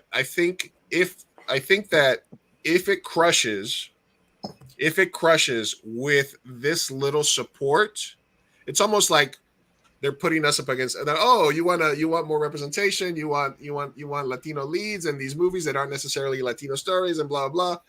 So I don't know. Does it feel like this is like an AP English test here? Where like, listen, if you guys are gonna get your blockbuster Latino movie, you're gonna have to do it with very little promotion. It's 2 months out. If this was a fucking Marvel movie, you would already have like interviews, contests, Pepsi tie-ins, stuff like that. I haven't seen shit about Blue Beetle. So do you think this is going to be, do you think that this is being done on purpose? Do you think it's just like it's there, but just kind of give me your thoughts on it being so close to coming out and it doesn't feel like the major release as of yet. Maybe I could be wrong. They could just be trying to do like something at the end, but even smaller movies, I was hearing about Flaming Hot for several months. I was hearing about other movies way in advance. Rosa, do you have any thoughts on that? Oh my! I rarely go to the movie theaters to watch the trailers. I always go reserve my ticket and then just arrive 15-20 minutes later, right? After the starting time, because I don't like watching trailers. However, recently I've been watching all the trailers, and every time the Blue Beetle trailer comes out, by the way, it looks incredible on the biggest screen. I hear people reacting to it, surprisingly, unlike the other trailers that are coming out before and after it. So I think it might be slightly too early just because they might be focusing a lot with Barbie and they're spending a lot of time with, I don't think Oppenheimer is Warner Brothers.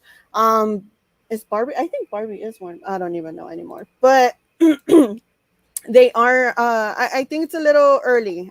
Just give it a few weeks. It must have been a few months ago. I did get an email from a PR person asking me to update my address and my email because they were going to be sending goodies throughout, and I had already received a poster like a couple months ago. So I think they do have a plan. It's not being shown just yet. Pero I would be really disappointed, and oh my god, incredibly disappointed if they don't do any marketing and they just go based on the trailers. Kenneth, did you have a thought on that? Oh yeah, no. I mean, if we look at the guy who runs DC, Warner Brothers DC, we've been talking about him a lot today, Zaslav. I mean, if we look at his track record, I have every reason to believe that he's not going to promote this the way it should be.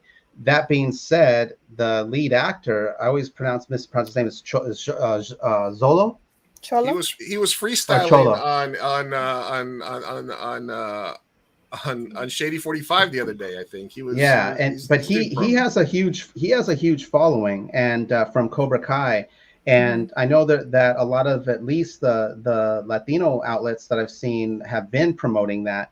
But the fact that we're 2 months away and we're not seeing it, being seen more of a marketing campaign. Again, it's what in the what $30 to $40 million range, that movie. I'm not sure. Okay, so it's going to be interesting to see what they do. But given this guy's track record, who runs Warner Brothers, it wouldn't surprise me if his attitude is, well, you know what, we got a popular star, let it, do. I don't see him having a passion and getting that film out and taking a risk on the marketing, which I think if people know about it, people are going to go see it, especially 90 million. Okay, good. Polly has a theory too about whether or not. Polly, I can drop you the link if you're at the War Station at the Slant Studios. I'll shoot you the link if you want to jump on and give us your theory, man. Make sure you put your mustache on though, Polly. Paint on that mustache, slick back that hair, and get in here. Pick a fedora, and get in the mix. But yeah, so I'm gonna see it. I'm excited about it, and yeah. Well, I mean, Comic-Con is when, next month or 2 weeks. 2 weeks this month. Yeah, 2 weeks. Yeah, I mean, if they're not at Comic-Con, man. Yeah, I'm going to be interested in seeing what's going to happen. I'm going to see who's there because all I've been reading about is the list. Actually, a list just came out of events that are happening, and so everybody look for it at Comic-Con. Yeah, it needs to be at Comic-Con. If it's not there, we'll have our answer. We'll have our answer. Keithan says it's the same folks who thought Flash was going to save DCU. Good luck. Yeah, that's also true. All right, we have a question coming in here from. Wouldn't that be awesome though if Blue Beetle outperforms Flash? My theory. Oh, that would be so satisfying. I think it's gonna crush. I think it's gonna fucking crush. That's my prediction. Is it's gonna fucking crush ass. And all right, Polly, 2 seconds. It'll be in there. I think it's gonna crush, and I think that they're gonna rush after the point, like, look what the good thing we did. But it's gonna have minimal promotion. I think it'll have a little bit towards the end, and it's gonna fucking destroy, and it's gonna be a good thing for us. So there. All right, we had a question coming in before we move on. DB, what's up, DB? Thanks for stopping by. What are your thoughts about love on streaming channels? All right, I love it. I am not a romantic comedy guy. I loved One Day at a Time. I love that creator, Gloria Calderon-Kellett. I didn't think I was going to like it. I watched it because I know Pepe Serna, who's on there, Benito Martinez. I know a lot of actors I've worked with that are on that show, so I wanted to support. Me and the wife watched it. I dig it, and I'll tell you why. You believe the relationships, man. It's like I say it a million times. If we believe the relationships, we will go wherever. You know what I mean? And it's Gloria's sense of humor, and she's able to kind of be a little. It's funny because it's sexy, it's funny, it's sweet, it's a little raunchy at times. It's a great mix. So I'm glad someone asked about that. Or are they talking about With Love? Are they talking about With Love on? Because I think they said About Love. I think it's called With Love. If we're talking about the same thing. Yeah. If we're talking about the same thing. But it's on Amazon, and I think people should definitely try it. The lead is amazing. She's beautiful. She's funny, and it's a really great show. And I just seen like Constance Marie working like. It's a great mix of a great mix of established stars, legendary stars, and up and coming. So I think people would enjoy it. Yeah, we need to support Tia Glow Show. We need to support This Fool on Hulu. We need to support Primo on Freevee as well, which is really good. There's a lot. We got some stuff happening right now. We've been bitching forever. Absolutely. We got some stuff out there. We've been bitching forever. Yeah. With love. Yeah, with love. With love. Yes. Yeah, okay. That's the one I'm talking about. All right, everybody, thanks for stopping by. All right, we're gonna. I shot Polly the links in your inbox. Rosa, we're gonna do Noname's way, and we're gonna do some tabs. So you're welcome to stick around. But I know if your kids or anything needed, you can drop off whenever you want to. Okay. All right. Oh, Polly's gonna come in here real quick. All right, let's throw out the bad single. It's time for what do we call this, Sophia? Hellscape? What are we doing? I don't know. Well, yeah, we're switching. We're switching. We're switching to I have no idea. We were in entertainment news. Are we switching now? We're going to Hellscape watch.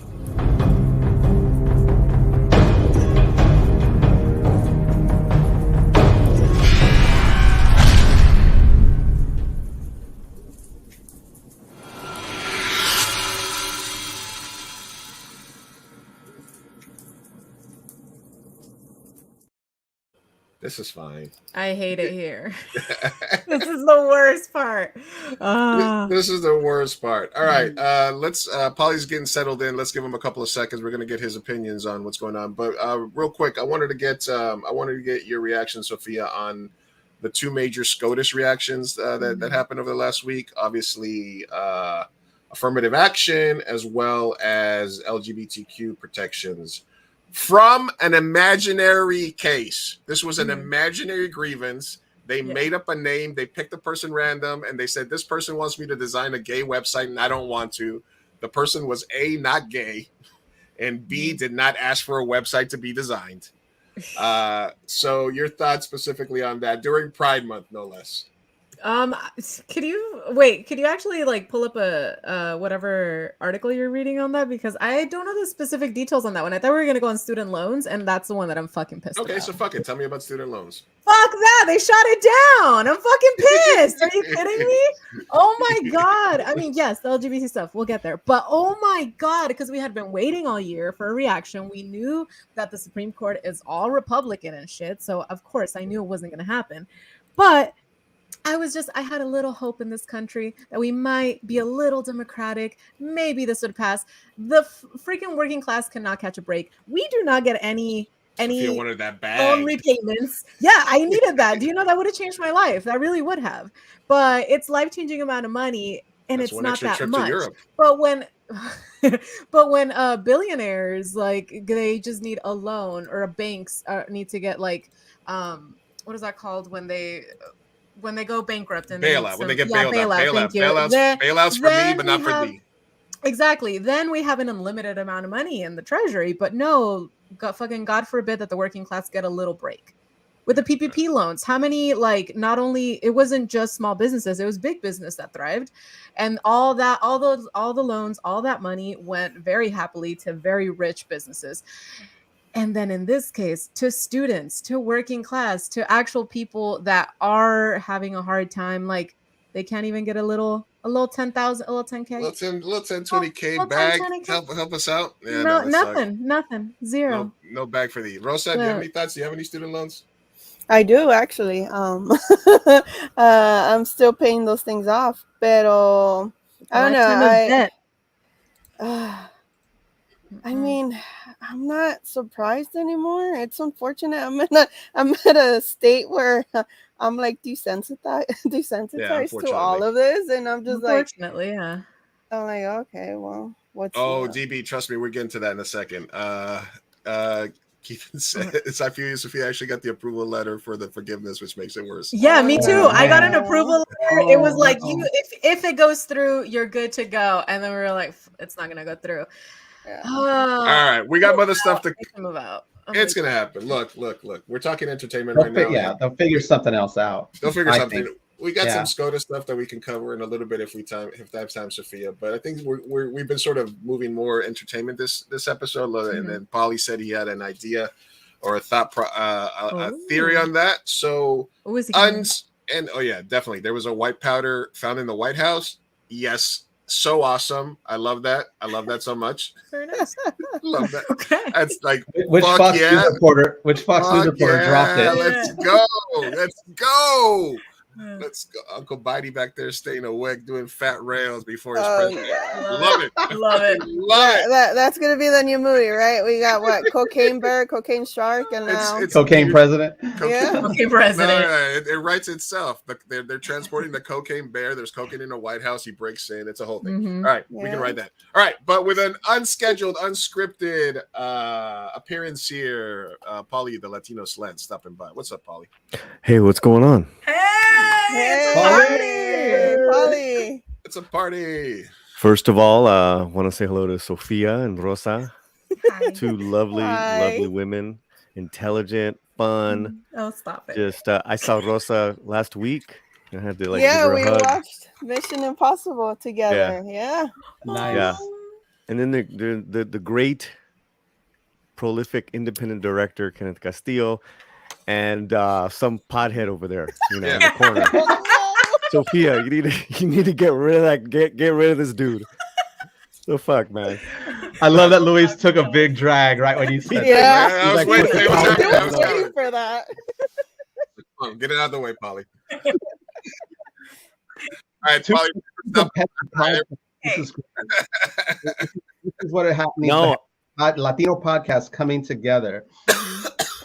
Yeah, no, hey, I'm always promoting you guys. I appreciate it. Absolutely. I just you. promoted you Absolutely, guys right Polly. now on our You're the man. on our community page on the YouTube. But I know I'm page. glad you came on because I know you have a strong opinion Yeah, about. Polly, You've been following Blue Beetle, pretty. Pretty Oh, I close, can't talk too. about the Supreme Court. Or that too. Either way. Choose I one. mean, it's their show. Get into it, Polly. Whatever you want to start with. No, what do you want to start with? No, let's Sophia? give us your Blue Beetle theory. I mean, we got a couple of Okay. things we're going to touch on if you want to Yeah, stick around. I think it's a little strange. Like today, like what you guys were saying, and then I heard a couple people on the Twitter talking about how like, oh, we're not hearing anything about it. I just found out that the date was August 18th. I'm like, really? Like I've known about this date for a year, and they upgraded this. You got to remember, this movie was supposed to be straight to streaming, and then Zaslav and them not only kept the movie but upgraded to a theatrical release. He believes this much in this film to keep it on his slate, which says a lot because he got pretty cutthroat with Batgirl. And but here's my thing. He's had 3 bombs in a row. Shazam, right? Black Adam, and now The Flash. I mean, one of the big, it's like one of 2 huge disasters this year with Indiana Jones as far as just box office wise. I think what's happening right now, which I think is very smart, is that they are clearing the way for the next month and a half. And they're just going to get real quiet. They want to let that superhero fatigue die because everyone's sick of these big movies not coming through, the superhero movies. Because also too, Marvel was kind of bombing too with Ant-Man. Guardians of the Galaxy is proven to have some legs. I know it's one of Rosa's favorite films of the year, but I think with DC, they're in so much. There's this influx of James Gunn coming in and like the whole new world and the whole new everything that he's gonna do. He's saying that Blue Beetle is our first character that's part of the new world. Superman's going to be the first new movie under our regime. So that does say to me something, that because they're going for a whole youth movement with these superhero actors, everyone's gone, right? Sholo's staying. And now you can just see that in as far as how they casted Superman as I think he's 29. Yeah, it's a very young man from Pennsylvania, to play Kal-El. So and they say we're not going to get the origin story again, which is cool. Right. It's going to be legacy. Yeah. I mean, and we're all James Gunn fans here as far as Guardians, I assume. He knows how to do superhero films. So I think I because everyone's superhero fatigue, because I'm in those circles a lot with all the nerds that come and support the slant. Why wait? Of course. Your dogs don't like the word nerd? They didn't like it. No, they got offended. Damn. I'm sorry. I don't know. Do you agree with me, Polly, that if they don't have a presence of Blue Beetle at Comic-Con, that says a lot? Well, yeah, because the thing is, things have been dropping, and they were doing actually more press, I would say, a month before the Flash drop. When the Flash dropped, everything went dark. Yeah. Because when they were all in Vegas together, was it for, I forgot what con it is. I can't keep up with the cons names, but this was like maybe 2 months ago. CinemaCon. Thank you. And they showed the Flash. Well, Xolo and Bruna were there, the director there. They were dropping posters. They got swag. They're good looking people. The whole thing with the cast. But I really think what happened was that this Flash bomb. So they probably spent way too money also too trying to take the Flash to that another level that maybe that depleted some funds. But what I thought was going to happen was we were going to get the second trailer when The Flash dropped, and that didn't happen. They just kept using the same trailer because it's such a positive reaction on the trailer, and they're probably going to drop it at San Diego, which would be smart. So I like that. And then now you're starting to see new articles coming out. Jorge, Angel and Xolo just did a big cover page on cover story on Game Insider, Movie Insider. So I'm going to cover that. But one thing I'm a little weary of is, as far as contractually, can Xolo or any of them go and promote if they're on strike? That's where it gets a little touchy. Okay, because no one wants to be perceived as crossing any lines at all. So we'll find out a little bit more about that by next week. That might have an effect, because you got to understand, Xolo is so popular. He's so well liked. You need him out there. That was another problem that the Flash had. They had a very unlikable leading man. Yes. Very controversial. No one wanted, is what it is. Finally, I think, like Luis does, that I think this is going to be a sleeper hit. If it's a good film, origin film, then I think everything else is going to take care of itself. They have all the elements. They have a lot of like that young synergy going on with Becky G being so part of it. Music, kind of like what Spider-Verse did, so it has that vibe to it, definitely. Potentially, yeah. And I think this is the film that the Latino movie-going audience will go to. It's just got to be good word of mouth, because then they'll bring the families. So that's my kind of my theory. What's that? And let's not forget the most important thing. The man's got bars. Oh, wild beast is the mode I'm in, feeling like I got a Neuralink planted below the skin, full length, Burberry flash strike on the trim, hustlers in the trenches, feeling the trench coat I'm in. Hold up, we ain't gotta bring the pull up. I hope the murders in my generation slow up, all locked down like Heather B, cause I'd rather be on a position to be. So not only, I don't know if this counts as promo, right? So what? I'm But eating winches he's in out the there. Hellcat, bumping Jay Dilla doing donuts, hit the track and go nuts. All right, so anyway, that came across my Twitter feed a couple of days ago. He's out there on Shade 45 dropping bars. Oh my god, getting ready, promoing. But yeah, I agree. That was a well informed take, Polly. Oh, thanks, man. Well-rounded. Well-rounded. Yes. So yeah, so I mean, I'm gonna be at Comic-Con the entire week. I'm really interested in how that will play out. I've heard that there were some possible picket lines gonna happen here in San Diego, because in San Diego there's really nothing to picket. There's trust. I mean, like they get like one show a year, or a couple of movies and stuff like that. That's true. So I think it's going to be interesting to see if they do picket the Comic-Con, or like who's allowed to talk or who's willing to talk, et cetera, et cetera. Yeah. How do you guys think that's going to go down? You think Polly, go ahead. No, I was like, I know Kenneth has unlimited time. Oh, yeah. So. No, I don't know. I mean, I don't understand the picket. Well, if it's already done and made, I don't understand the picketing of the movie at Comic-Con or whatever. That's something I don't understand, and I don't think it wins hearts and minds either. So, especially when we have a Latino superhero for the first time, not the first time, but let's just say a major Latino superhero movie that has a great lead in it and some great buzz to it. Why that they would choose to picket that, I don't know. And it's hard because you can't just picket some parts of Comic-Con. Like I can understand wanting to picket this, as much as I dislike this Zaslav guy at the head of DC, of course I'm going to support Blue Beetle. So I don't know what the answer is to that, to be honest.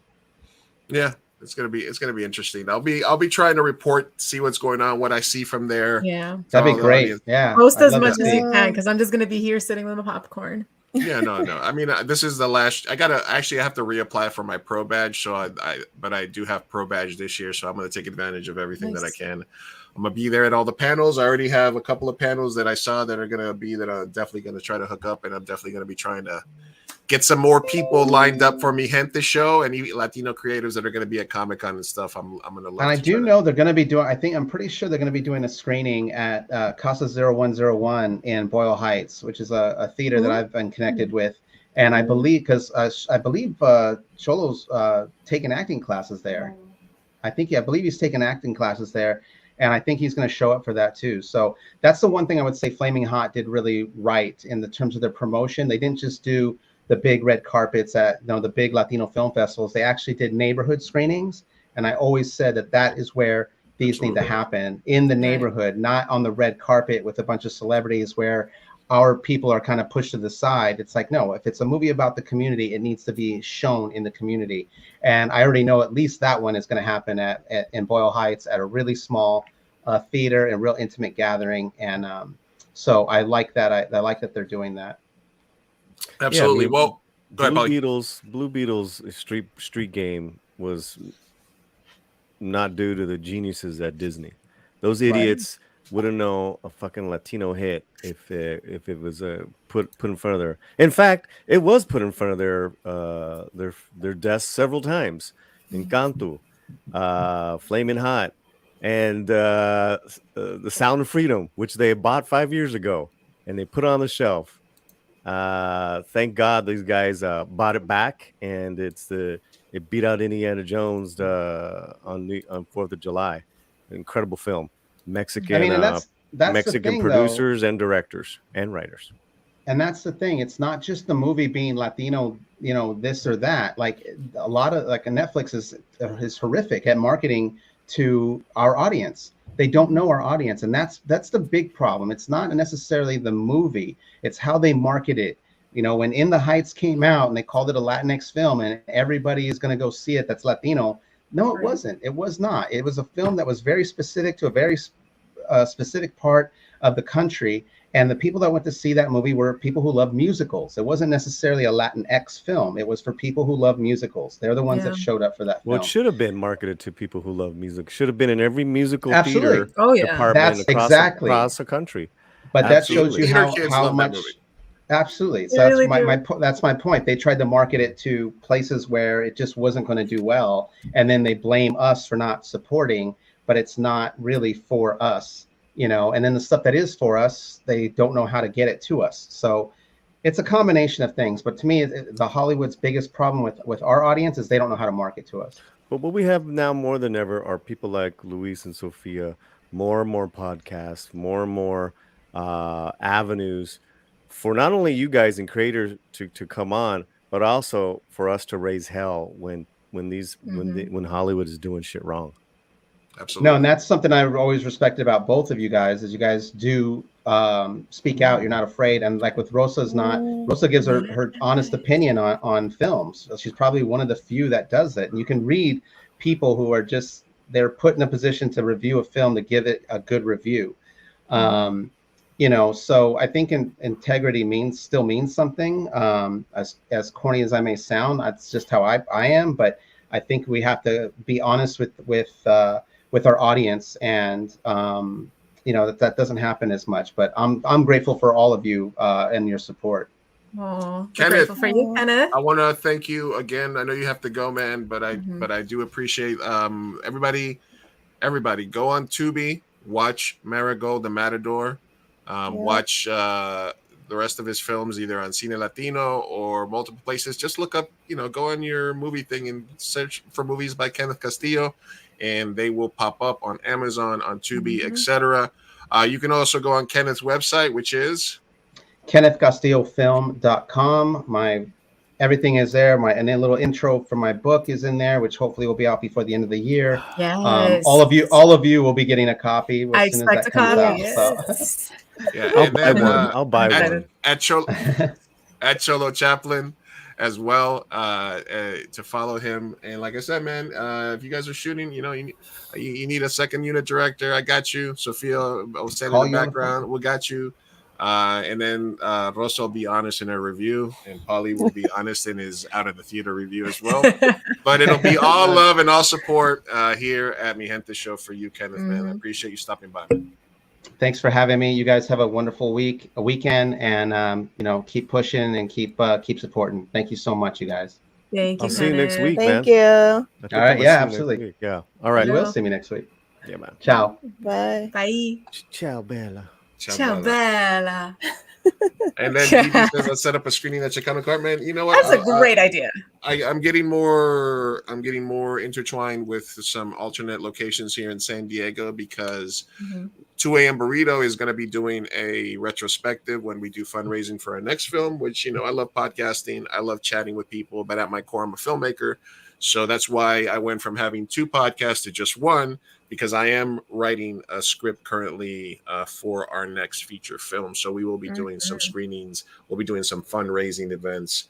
Hopefully some of the people that we've promoted and stuff that have been on the show will be able to help us get the word out there when we do get our crowdfunding on. We're going to have Nelson and Fanny from Avenida Productions on to talk about their crowdfunding sites on a new date. We're going to have A. Martinez on at our episode with Chris Estrada is coming out soon. So keep up with Mi Gente. Keep up with at Sophia Carr, me at Big Chief Burrito for all that. And obviously Rosa and Paulie, the Latino slant.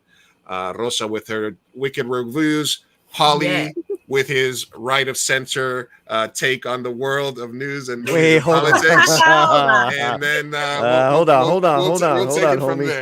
Hold on, homie, because you just mislabeled me to your audience. Here we go. I'm an independent thinker. That gives me the right to give my honest opinion issue by issue. I don't follow the party line of the left. I don't definitely don't follow the party line of the right. I take them as I see them. So yeah, Luis, come on, man. No, I'm half giving you shit, but I do feel that how should I put this? I feel like you bill yourself as center, right? In terms of like somebody that's going to take issue by issue, but I do feel that you do lean slightly right of center, and your audience is definitely right of center. So I think even though you are an independent person, because of your position and what your show covers, I think that it does slant a little bit right of center. But let me just prerequisite it this: we slant way left of center. So I think that in order for us to when you come onto exist, my show, I don't say, and here's the way left of center. No, but your audience knows. I'm very nice to you guys. Your audience knows. Your audience knows though. And you know what? Like I told you, like when you're like, hey, come on and debate some stuff. You can feed me as red meat to your audience anytime you want. Because I can take ya dijiste, now you have know to what I'm do saying?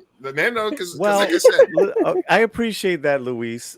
The thing is that what I'm all about is with audiences, I don't like attacking audiences. I think there's a huge table that we can all come and talk about it. If my audience happens to be right of center, I have no power over that. I definitely don't feed them like, I expose them and spotlight the Latino culture for the most part, right? I don't really do I'd say of the 100% of what I cover, maybe 20 to 30% falls in the political social issues. But anyways, we can go. I don't want to, I respect you guys. I was giving you a hard time, but I'm always going to be honest. I'm not going to say anything that I wouldn't say to you directly. That's kind of how I feel about where your audience lives and I would never insult them. I value everybody's right, but at the same time, if you invite me on and there's going to be an interaction, then we're just going to go at it at some point, and I'm 100% okay with it. I've changed my mind about subjects and stuff like that. It all happens, so it's all good, and you are always welcome with us to talk, and I love different perspective. We're not a monolith. Not all Latinos have to be rebels and there's conservative Latinos, there's center Calibos, there's leftist Latinos, there's all kinds of people. So and independent thinkers. Yeah, independent, whether or not you're You know what I mean? It's all I don't know. bueno. Sophia, did you feel welcome when you were hanging out with us? Yeah, I felt welcome. All right. Yeah. See, I was now Luis gave me a complex, man. yeah, I the didn't only say that. yeah, the only thing is your audience is very clearly more on the right side. So I did, say things carefully. Whereas here I just fucking go off. Over there I was like, careful, I'm gonna talk carefully here. Gentle. Yeah, I get it. And sometimes you don't need to do that. I get it. Yeah. I We also get some like right-wing viewers once in a while here, and same thing. It just it's just a conversation. Oh yeah, somebody will come on and they'll just be like, "Fucking Biden sucks," and we're like, "Yeah, he's a fucking worst. Yeah, he's the worst." And they're like, "Oh yeah, all right, cool, excellent." Anyway, on to bigger and better things. Like I said, you guys, we got into some no names ways, and we got a couple of other things. You guys are welcome to stick around as long as you want. But let's talk a little bit about cocaine in the White House, because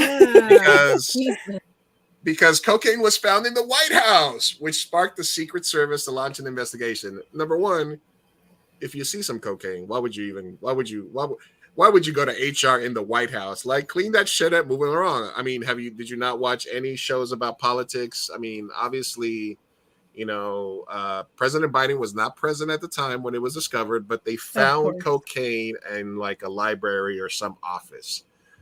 Is anybody surprised? No. Sophia, Rosa, it's a big house. Cocaine is a popular drug. Before we get going, I'm gonna bounce. No, I'm not gonna get into politics. But you know what? Fair. I'm the peace and love kind of gal over here. I love everybody, and I respect everyone independently of their ideologies and philosophies and all that good stuff. So yes. Thank you guys for having me on. This was fun. This was a blast. We'll see how Blue Beetle does. I'm gonna pay more closer attention to it after Barbie comes out, because if it were to get a lot more marketing now, it would definitely easily be drowned by what's going on with Barbie. So after the 21st of July, I'm gonna be paying more close attention to that, and then we'll see what happened at Comic-Con. So definitely, yes. All right, we'll check in with you next week. Rosa, thank you for stopping by. Thank you, Polly, Luis, Sophia. Love y'all. Love you, Rosa. Bye. Have a good night. Good night. All right, Sophia. Dizzy says that was probably there since Kennedy. Yeah, or since. So I'm like, I'm not surprised. This video was just a roller coaster in North Carolina. That was like somebody was watching a roller coaster in North Carolina, and they're like, "Bro, the fucking roller coaster, bro, is fucking just." It actually broke. Wait, what happened? Yeah, it was gone. Look at it. Can you see it?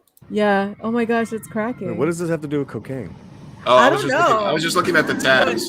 Sorry. I was clearing my tabs as we were doing this. Sorry. I was like, are we like we're gonna see someone do a line and then jump on a roller coaster? On the roller coaster, that would be probably very impressive, honestly. All right. So, Sophia, Coke at the White House.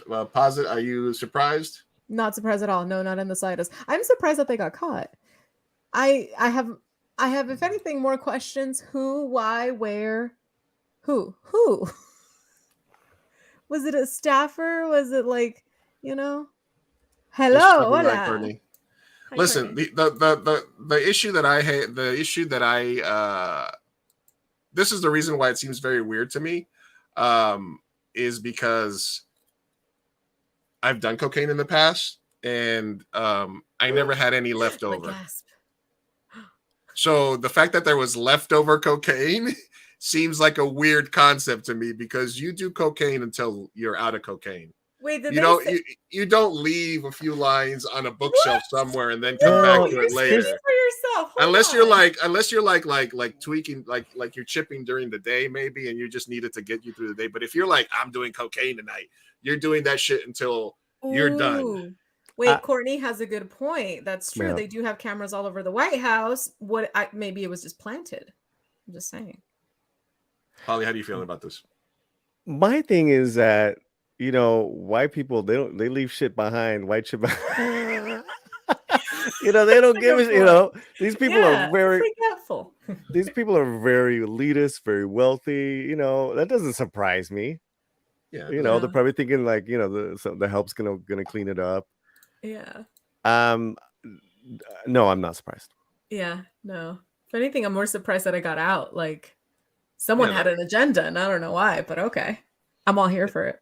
Like I'm saying, I've very rarely seen is that there was like you would think that they would run with it, but it's like It's not. Yeah, we've gone so far that that's not even like at all like and the people that would attack the White House about there being cocaine in the White House don't think it'll trend as hard as the other shit that they attacked them. This would have been scandalous in like the 70s, 80s. Like, what's worse, that Biden is like can't remember 2 words back to back, that he trips over everything, that he's probably senile and they're propping him up with drugs every day, or that he might have busted a rail or somebody would have busted a rail. No, it makes much more sense to attack him for being a senile old fuck than it does for anything else, right?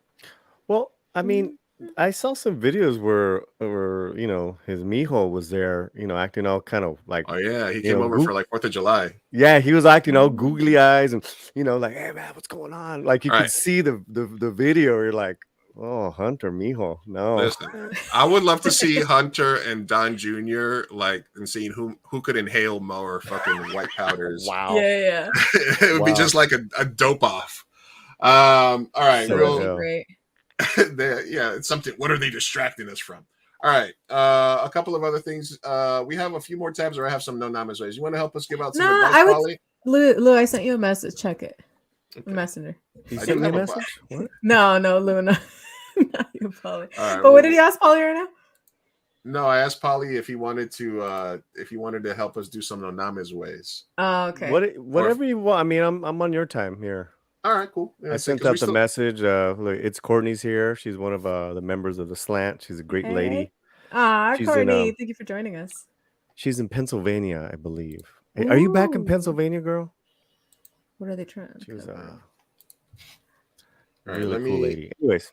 Let me move some of these topics to our next week, because the way we work is I have a fucking 30-40 tabs of news that I find during the week, and then I fix on it.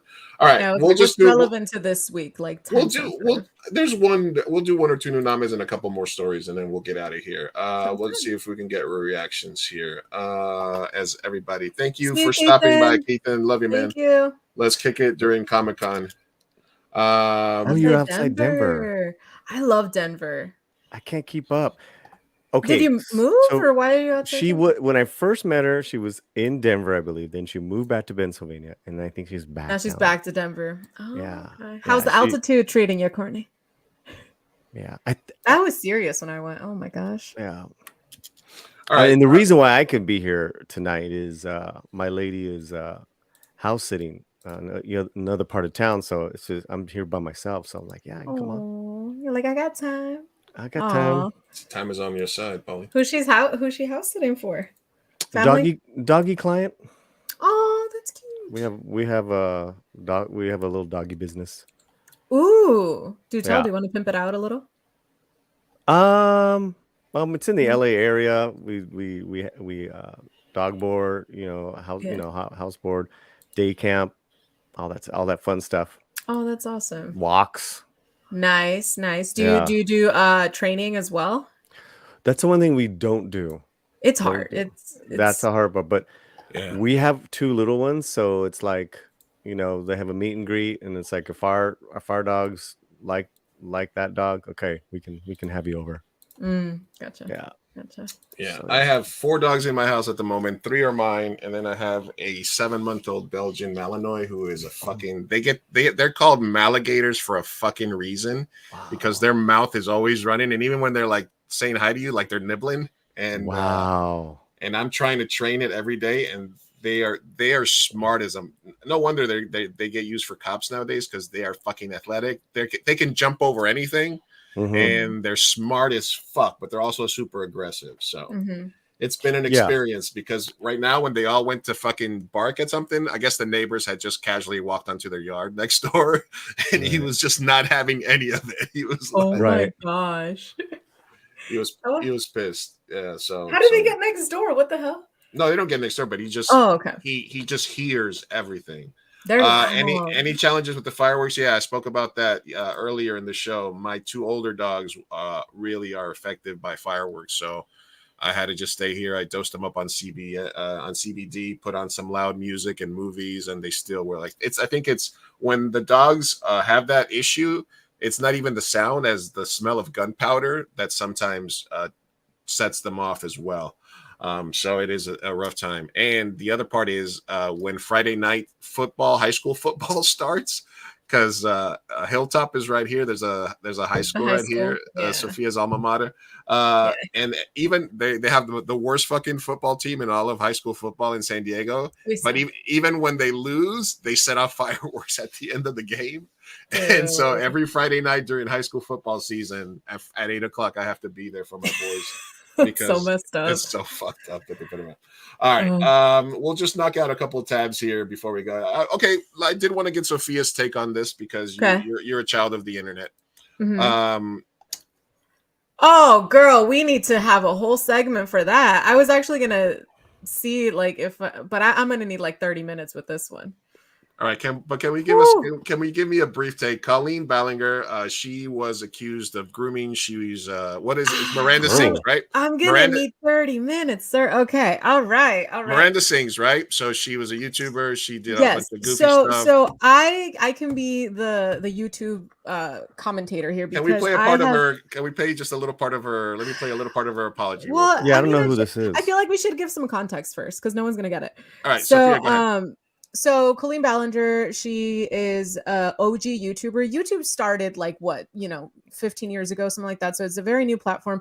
And when I was in like middle school, that's when we started seeing the like YouTubers starting to become a career. Colleen Ballinger is one of the first ones. She was very big for having this character called Miranda Sings. It's, it's like it's a parody character. And she got very, very big with kids as Miranda Sings. And then her fame kind of translated to vlogging, and Colleen Ballinger was just vlogging her life. I was a huge fan. This is actually what got me to unsubscribe. So I've been very deep into this drama. But it was a drama that started it's been going on her whole career behind the scenes, but she got outed in 2020 by Adam McIntyre, which was one of the children that she groomed. But he was being a little too cavalier about it. So he came out, I believe he was 17 at the time, but he started having conversations with her since he was like 12, 13, something like that. She was in her 30s. And what she would do... Sophia, so let me just because you're giving a lot of context. So it's all necessary. Go ahead. But let me no. I just want to kind of add to what you're doing. She's an OG YouTuber. She had tons of young fans, and what she's accused of doing is being in these group messages with some of her fans that she claims she did because she wanted her fans to feel connected to her. Right now, it's just accusations. No, it's there. No, so that was in 2020. Now, fast forward to 2023, receipts were found because she not only groomed kids in a group chat, she got them to work for her for free, do free labor, and then also kind of weaponize them whenever someone would say something wrong about her. She would get like all these little kids to like go and like online harass them. She had her own army, dox them. Yeah, she had her whole army. You say groom to be like her puppets, fans. Pretty much. Yeah. And now that they're all in their 20s, they're starting to come out because it was like a huge amount of them, and they were like 12, 13, 14. A few of them worked for her for free, like actually did a lot of labor, stuff like that, where it's like a lot of manipulation was had, and now receipts came out, and so she looks like actually her true colors have shown. She's very manipulative. She's a narcissist. She's absolutely batshit crazy. And her apology responds to all of that. Mind you, there is not alleged. There are receipts. She responded by going dark. And then after like 4 weeks of going dark, she releases this video. Okay. Which is supposed to be an apology. My team has strongly advised me to not say what I want to say. I recently realized that they never said that I couldn't sing what I want to say.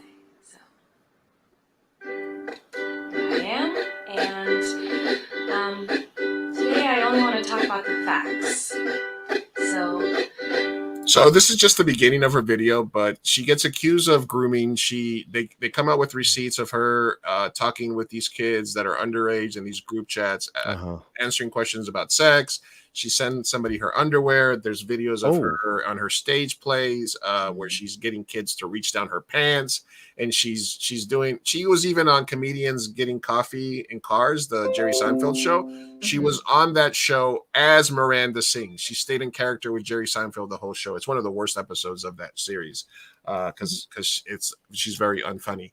But she gets accused, and she drops like an 8-minute video where she's apologizing and talking about facts the entire time she's on her fucking ukulele. Yeah. Well, she's also like, the song is very like, woe is me, I didn't do anything, you guys are crazy and I'm a victim. And it's like, dude, you not only, this isn't alleged anymore, like, because she did that in 2020. Again, Adam McIntyre came out with the allegations, but he was very respectful in not showing proof. And so then he went, that was 3 years ago, he got attacked for 3 years by her fans. She made an apology video, which I was stupid enough to fall for. And again, there was no proof against all of this. So there was nothing to prove like how actually manipulative she was. So she got away with it for another 3 years until now, like they're finally screenshots are coming out. You were a fan? Yeah, I've been watching her since middle school. So you were part of this groomed nation of fans. I could have been the level, fan. Yeah, 100%. I'm a little on the older side because these kids, again, they're like, were 13, now are like 20. And you got an apology letter, algo, or something like that? You said? I wish. I fucking deserve it for my wasted time. No, but as someone who did watch her vlogs like very like consistently, I will say I knew she was a narcissist. Like she does have narcissistic tendencies, but never did I think she would be a groomer who like actually weaponized and manipulated kids. Well, I don't know anything about the history. I mean, what you just told me this first time, but just seeing this video, guys, it's a very strange behavior in this video, and everything from the eyes moving to the fact that she's singing and having this ukulele.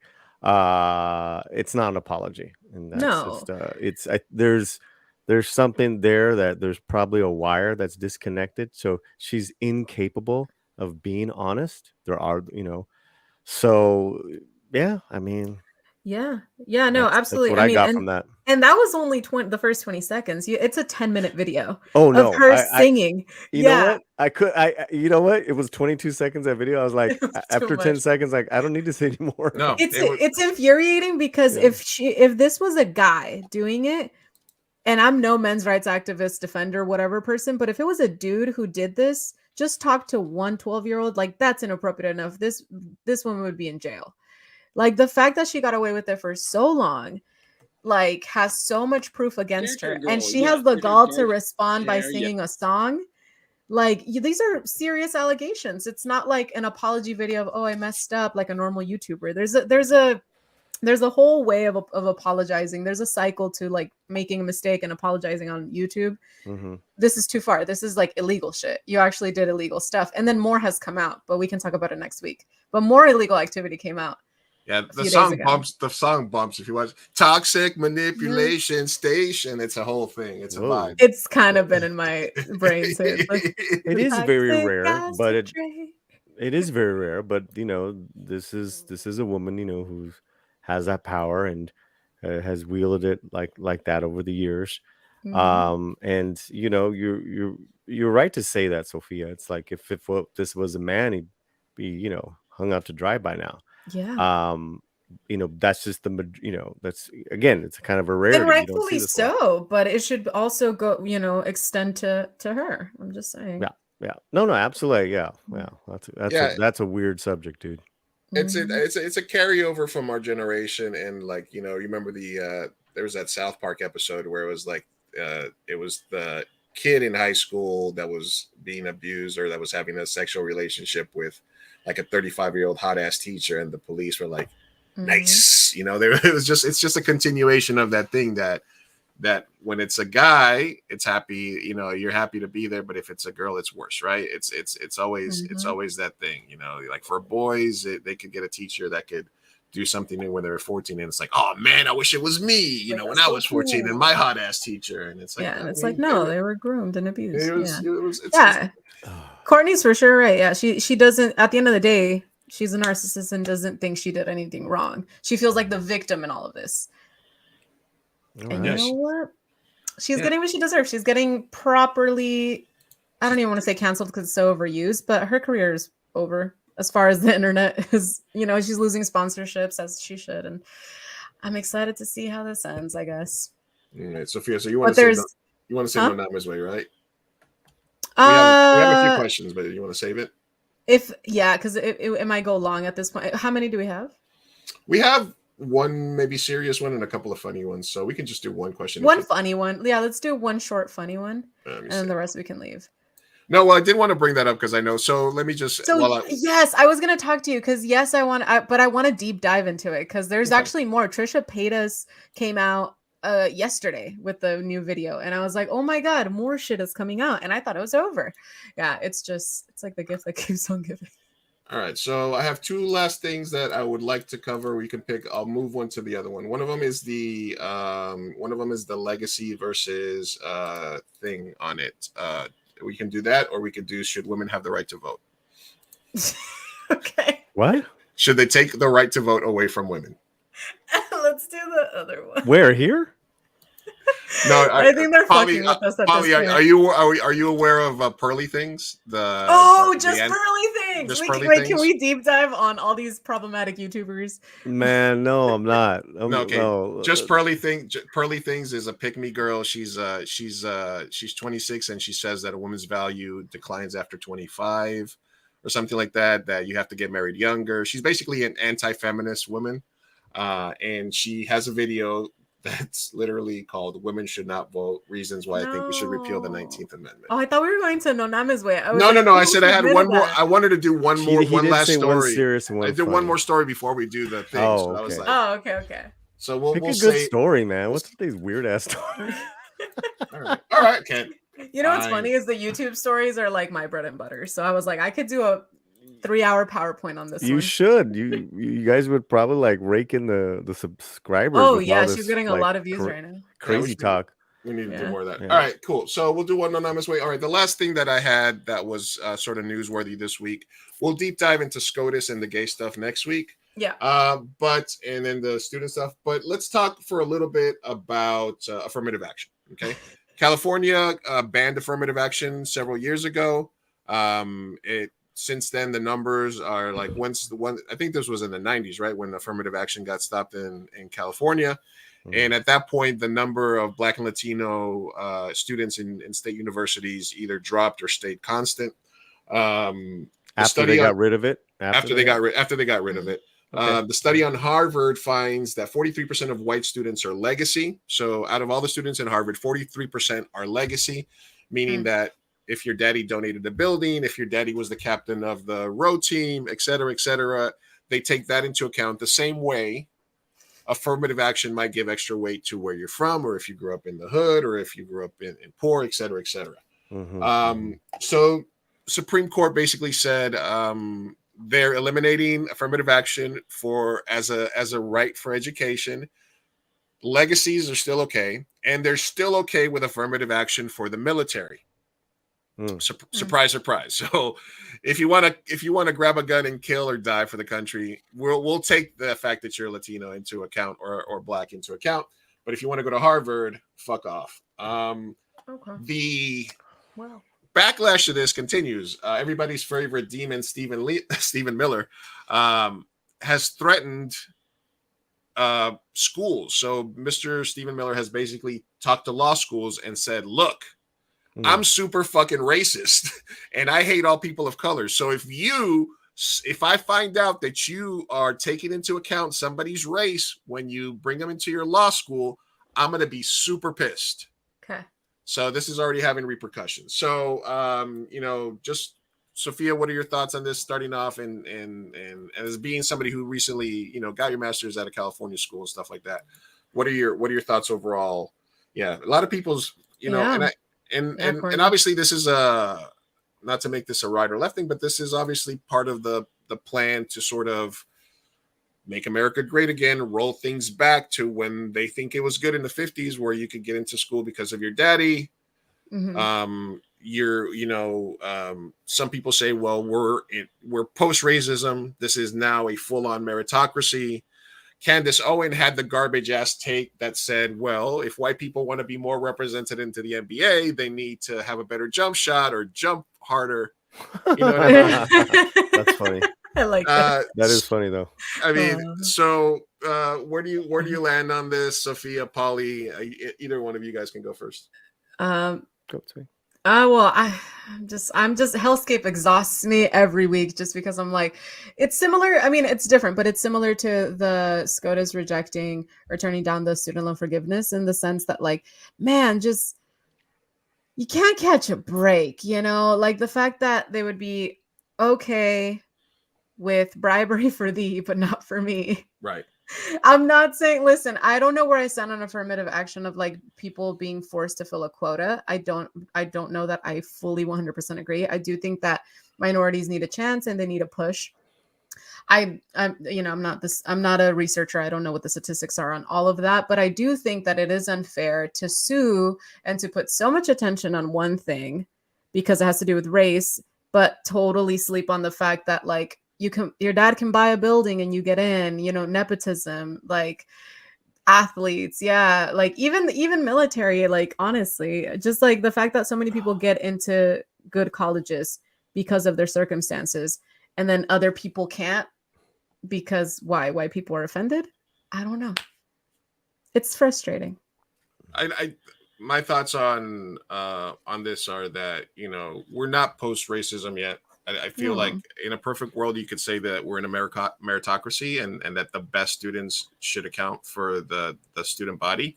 But they specifically went out of their way to say affirmative action bad, legacy admission good. Okay. Yeah, and exactly. I'm like, at least be consistent.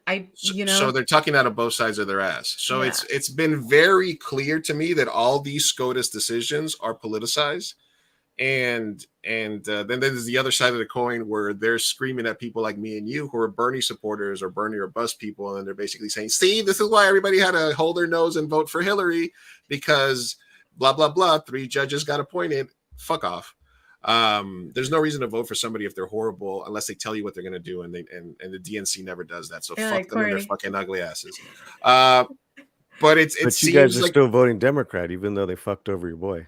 I don't. I mean, they screwed over Bernie, bro. Fucked over Bernie so hard. I mean, that was illegal what they did. The DNC is the most corrupt organization on earth. Yeah. So help me out here, because wasn't this decision in regards to an Asian American student, right? And he felt discriminated against because he had done everything that Harvard wants in a student, right? The great grades, the extracurricular, the blah blah blah blah blah blah blah, right? But there is a personality test that they have that basically was saying that you don't have the personality that a Latino or a Black has, and so we're not taking you. We're going to take the Black or Latino student. Maybe they didn't get the great grades and the great accolades that you did, Asian student, but we like them better because they have better personality, the personality trait. If that's the case, I don't like that, right? So I'm kind of with homeboy.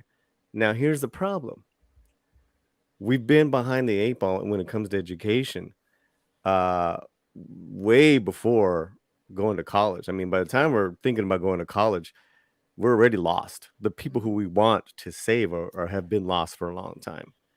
So I think hey, listen, I got in with affirmative action.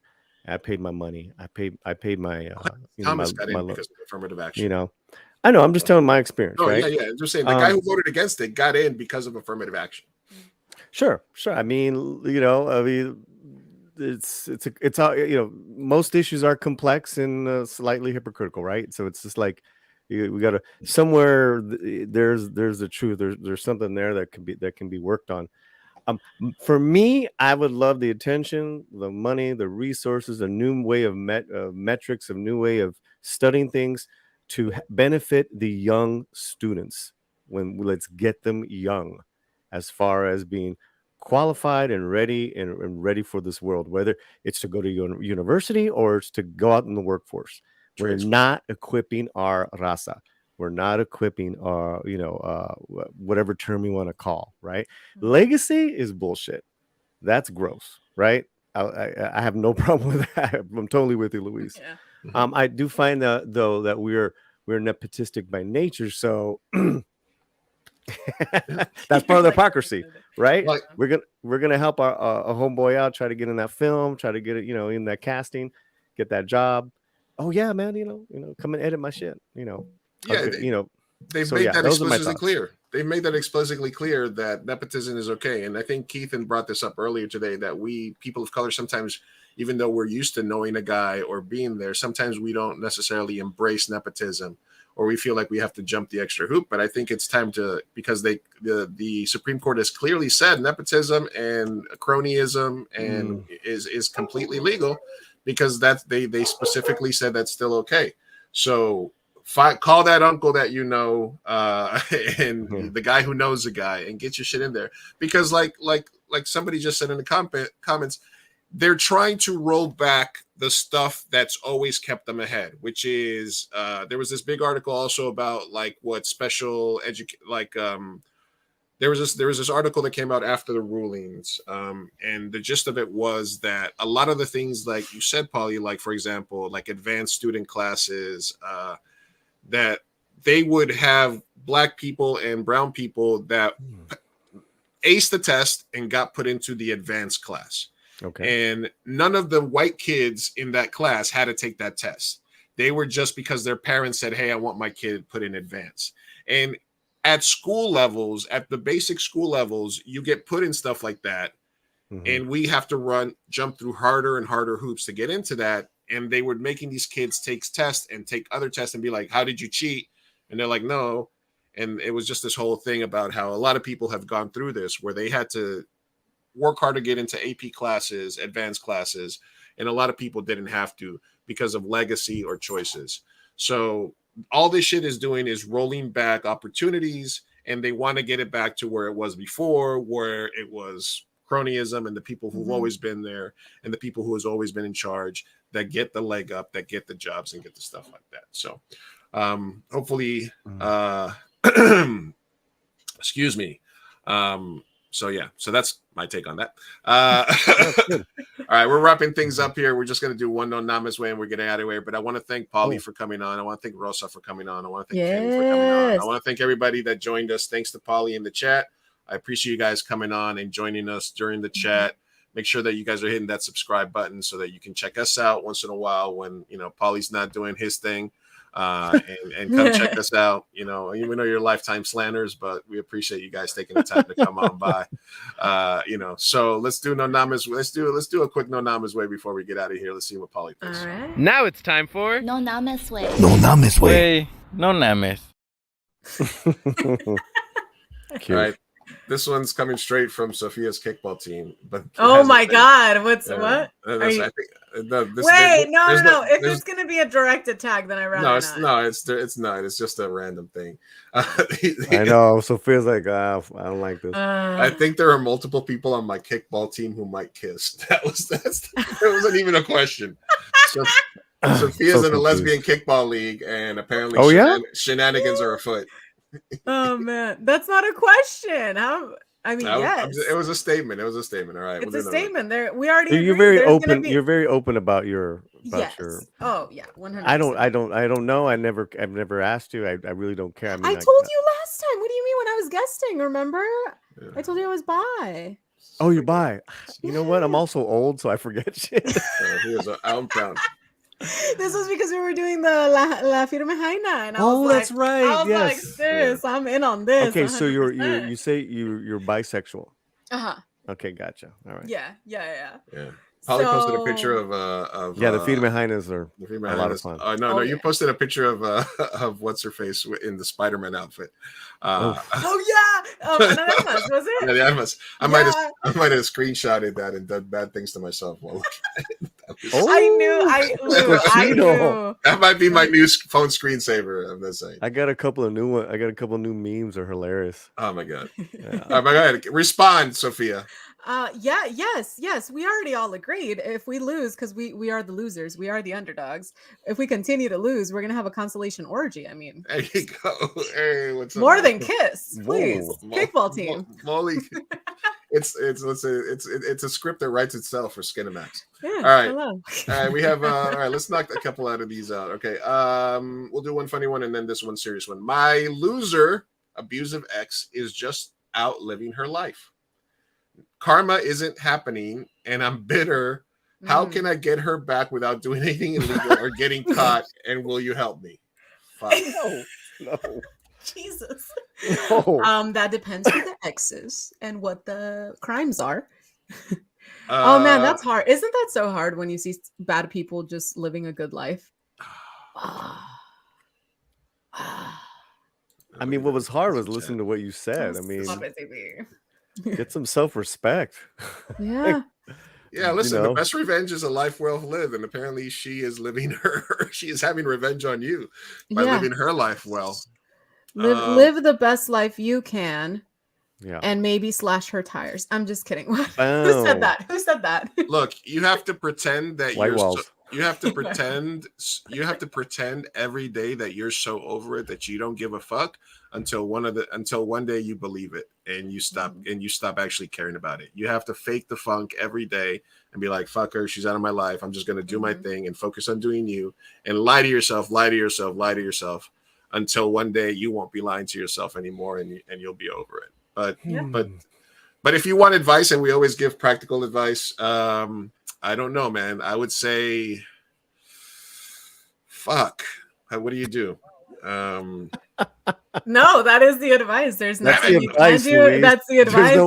There is no other. The other advice is like get her location, find out where she is, slash her tires, break her windows. I don't know. Look, get her in a cancelable situation. Just have put cocaine in her house. Yeah, put her in a weird situation, man. My advice is if you're seriously thinking about trying to get this person back in your life, you need to seek professional help. Yeah. You really do. Yeah, don't. Yeah. I mean, that's just not healthy. That is not spiritually healthy, emotionally healthy. Don't ever leave her alone. Damn, Dizzy. Oh my god. Damn. Oh, Dizzy's funny. Yeah. Tires and I've heard it. Oh, country songs are the best. What is it? What is the song that they sing every time at karaoke before he cheats? Carrie Underwood before he cheats. Yeah, just do all of that. That's basically solid advice, Carrie Underwood. Yeah, I have a cowboy hat around here. Beautiful. Get that going. Listen, like I said, fake it till you make it, and then go there. Other than that, just call her job and just be like, and you know what her job function is, and be like, who handles that? And then when they say, oh, it's blah blah blah, I'm like, oh god. And then they're like, what? And they're like, oh, sorry, I just had ruin her on Yelp review. I don't know. Yeah. Oh my god, the cowboy hat is on. Yes. Moving on, because I'm a cowboy. Yeehaw. On a real horse. All right. One more here while we're on the road. These are fun. I like these little ones, not the weirdo YouTube stuff. Yeah. Much love. Much love, chicos. Keep up the great work. Saludos desde Tucson, Arizona. Hey, thanks for listening from Tucson. We love you. Thanks for checking us out. Tucson. Yeah. All right. This one is one last one here. Okay. I'm writing in because I need some unprofessional advice. That's what we're here for. Yeah. Here's the rundown. My girlfriend's birthday is coming up this month. We've been official for about 10 months, almost a year now. Mm-hmm. Yeah, checks out. Yeah. And we're celebrating her birthday together. She thinks it's a perfect opportunity for me to finally meet her family. They do not know about our relationship, so we will be announcing it to them. Okay. So she decided on having a dinner at her apartment with her parents, 2 siblings, and I've only had one past serious relationship to the point of meeting my significant other's parents. Mm-hmm. That one went well enough, but I remember being young and nervous and not knowing what to say. I'm afraid of I will revert back to this form and give them a bad first impression. For some context, thank you. Her parents are pretty old-fashioned religious Mexican. and they love to bust balls. How can I Fun. mentally prepare? Any tips on how to win them over? What questions should I be ready for? I really do think she's one and don't want to blow it. Aww. Men, go first. Me? Yeah. Okay, so 10 months. 10 months is a good time because you have been through a few seasons with that person. And this is your first time to meet the parents. It's good. I like that. I like that you haven't rushed in. It doesn't sound like you've been rushing the relationship. That's important. And you know what? It's the first time, right? Yeah. Obviously, you don't want to lie. Finally, after 10 months. Well, it takes time. I think that's pretty good, Dizzy, especially too, depending on when they started dating. Because the holidays are like from November to January, like a blip. So you got to imagine they weren't spending a lot of time during then because everyone's at different families' houses. But you've gone through some seasons. Maybe you've gone through a couple little challenges. You're still together. Doesn't sound like either one is crazy. You know what you like about your potential mate. Just be true to that. And, especially with this first time hanging out in the groups, right? In the groups, just say, just keep it simple. And like, this person means a lot to me. I'm so happy I'm here. Now, here's the thing with the ribbing. You gotta make sure you got some strong skin. Don't take it personally. Do not take it personally. Yes. Right. Now, here's the tricky part. You can't really throw it back because you don't know. You're not there yet. Yeah. You don't know them, right? And they could be they could get a sentido like that. So just haha, that's funny. Feel them out too, because maybe if it's a long stay, maybe eventually you can rib it back. Then also kind of be wary of like when it's one-on-one, like with a tío or a dad. You don't lie. Do not lie. Don't bullshit. Don't be full of shit. Don't embellish. Unless it's in politics, in which case lie your ass yeah, off. Lie like there's no tomorrow. Well, if they're conservative. They sound very conservative and religious. Lie like there's no tomorrow. Jesus is your savior. Just be respectful, and yeah, I mean, respect. Here's the thing. If you can be respectful and like, well, I'm not from that church or I'm this, but I respect all religions. I respect, there you go. People aren't going to give, if they give you a really hard time like that, then it's not, you might want to rethink some things, because also too, if it gets serious, they're going to become your family. Yeah, absolutely. Yeah. All right. It's an interview. It's an interview from both sides here, honestly. Yeah. Right. Holly's way too good at this. That was actually like the best advice. Oh, here we go. This is supposed to be bad advice, Polly. No. Well, we always give good and bad. We always give a good and the bad, All but right. that was like solid. I was like, mic drop, do that. All right, I'm gonna give my take, and then Sophia will give hers. All right. That's funny. Okay. All right. So here's what I'm thinking is it would be different if you were meeting them for the first time, like at Thanksgiving or Christmas. This is her birthday. Yeah. That means they're less likely to give you shit because the day is supposed to be about her. If it was Christmas or it was dinner at her parents' house, what I would suggest is, and you still might want to do this, is bring some flowers for her mom and like a bottle of wine or a bottle of cognac for her dad. Do some fucking, you can call it creepy or you can call it research. Do a dive into like the family Facebook pages. See if there's something that they're super into, that her dad is into, something like that, and try to bring an appropriate gift if it's at their house. And if this dinner goes well and you do get the invite to Thanksgiving and Christmas, then absolutely take that advice. Bring some flowers for the mom, a bottle of wine, something nice. And I think the fact that you're not going to get a lot of shit is because it's her birthday party and she's introducing her boyfriend. Yeah. So it's not going to happen. He has home field advantage there. You have home field advantage there. You can be there when they show up. Be there when they show up. I think it's better if you're there when they show up because they can't really do a big react. Oh, this is my boyfriend, blah, blah, blah, blah, blah. And they're not really gonna give her that shit. And like Polly said, take the ribbing in time, and don't give anybody shit about how long you've been together or how long it took, because Lizzie, not everybody meets their soulmate when they're 17. Like exactly. Okay? 17? So Lizzie. no, Lizzie's been with her husband forever. They've been together forever, and they're I'm so so confused right now. happy. Good for you, Lizzie. Here's the thing: if it's a birthday party, there's gonna be drinking. So I would really kind of like do not drink with them. Yes, exactly. Do not not fall have- for the shots and the no. Stay Right. sober. What you do is you just nurse a beer. Mhm. Yeah. Right. Just nurse it all night long, because But yeah, listen. Even though they might be drinking and they get a little wild, whatever, they don't want to see you like that. On this first one, They don't know you like that. Not yet. No. Yeah. That's some really good advice. Yeah, I mean, that's the best advice. A little bit of both. I liked Lou's idea about bringing gifts. Love that. Not Very showing up thoughtful. empty-handed, very thoughtful, but not too much that you might come off as like a kiss ass. So also because it's her birthday. It's her birthday. Yeah. It's her So also birthday. ask her what are they like personality-wise? Like, I don't want them to think I'm a kiss ass either. And maybe also important, don't outshine them if they're bringing a gift or something with your gift to her. Maybe, because then that's more of like I'm getting all her love because they're her parents, so they're still gonna want some of her affection.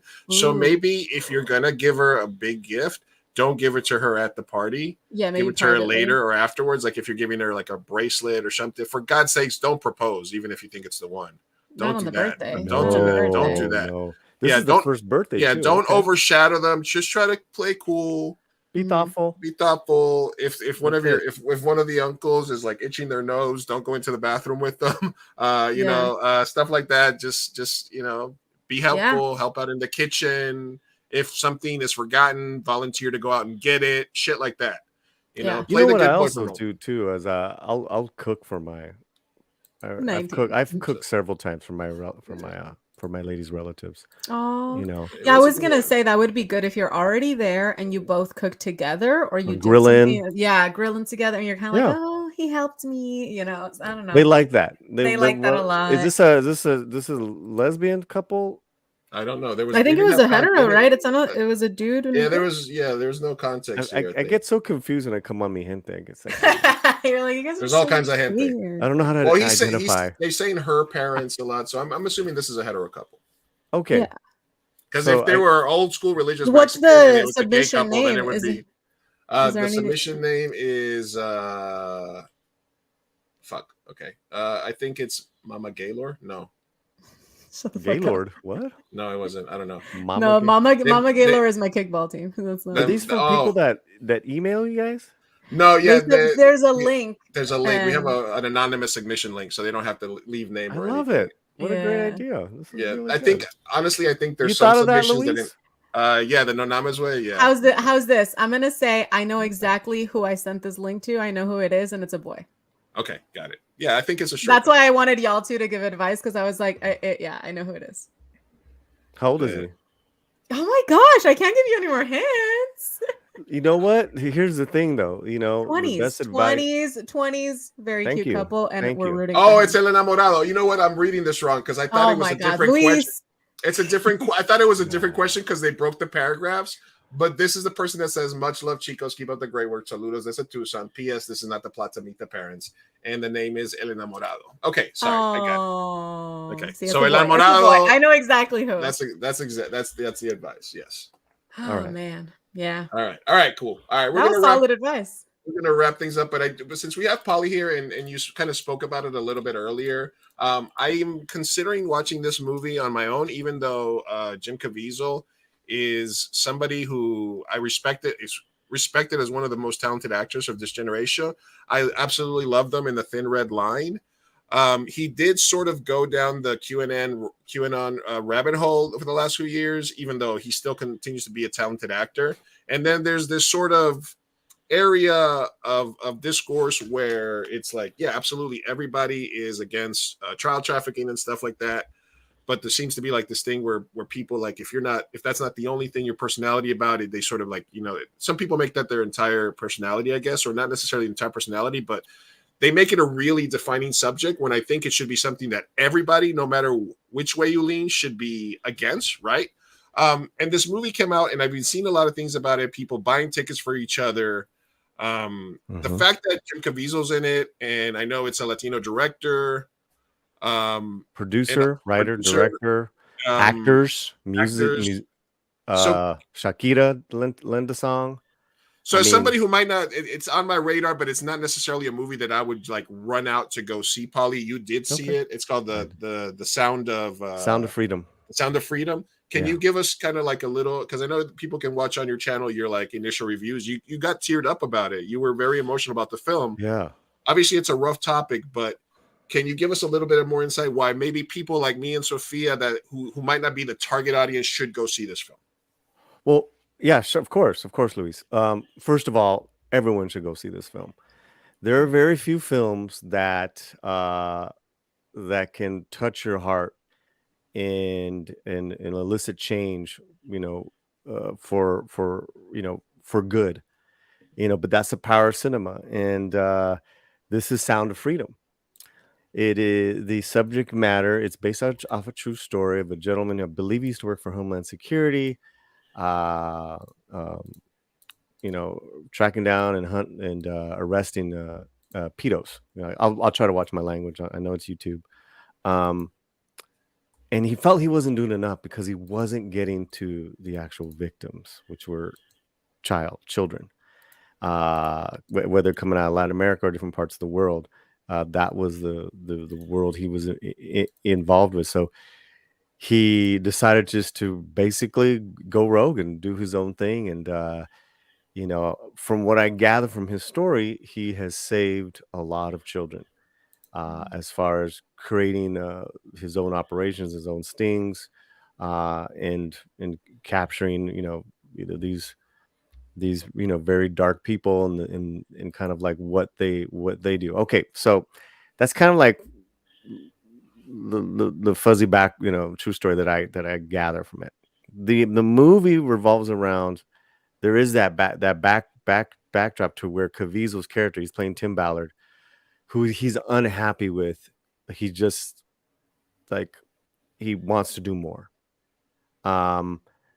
So while that is, we're being introduced to that, we're introduced to a brother and sister from Honduras, and how they are and the father are roped into this audition to, you know, to be stars for these little kids, and they take them, and it's absolutely horrible. I mean, like I mean, so the storyline is trying to get these kids back.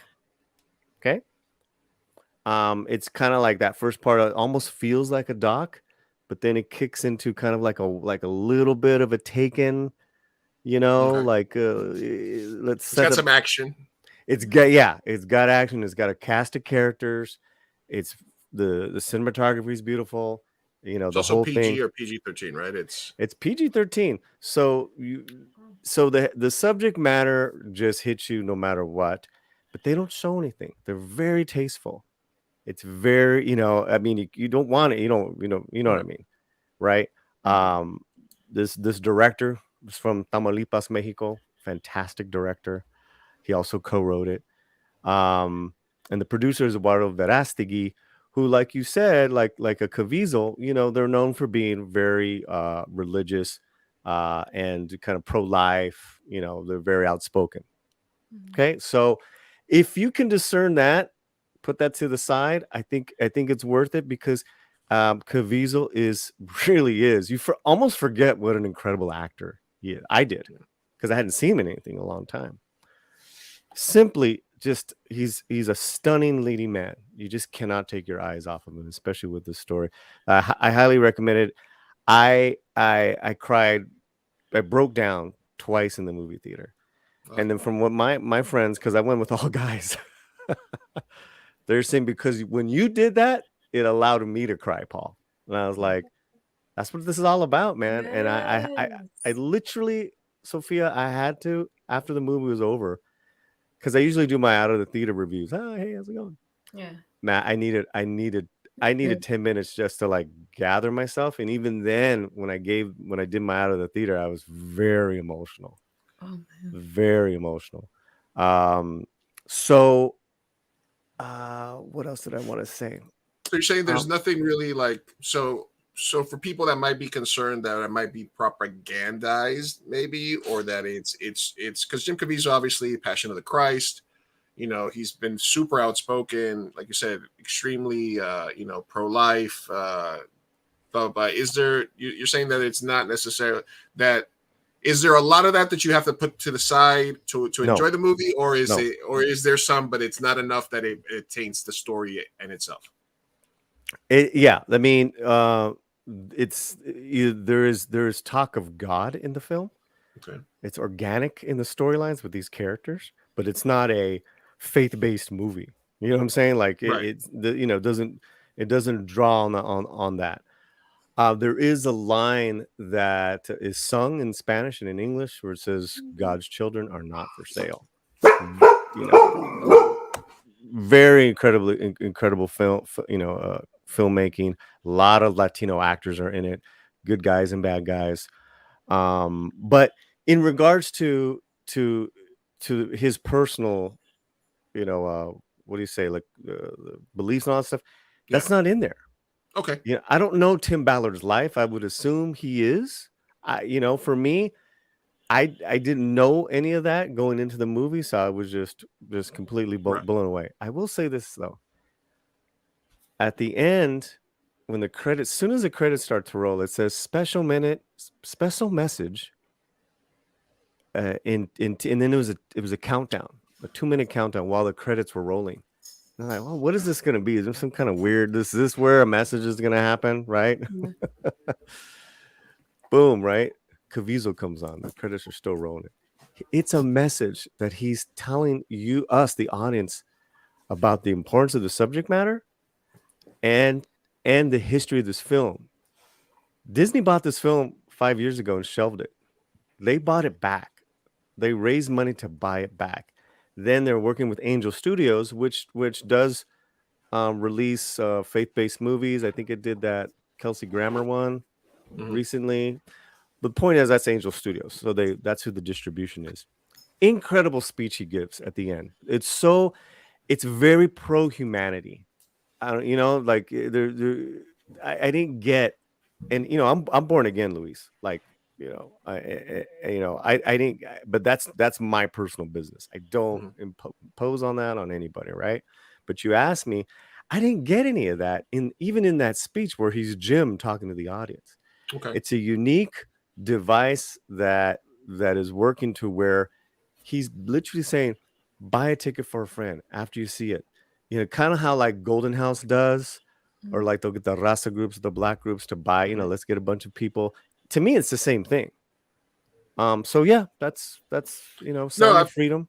It sounds interesting, and like I said, I wasn't trying to bring it as like a like I say, but if we're being honest, like as somebody who is a little bit jaded in terms of like the propaganda that sometimes comes out from the not necessarily the true religious people, but the religious sort of right, so to speak. You know what I mean? Like I do think there's a distinct difference between people that are true believers and people who use it for their personal gain. I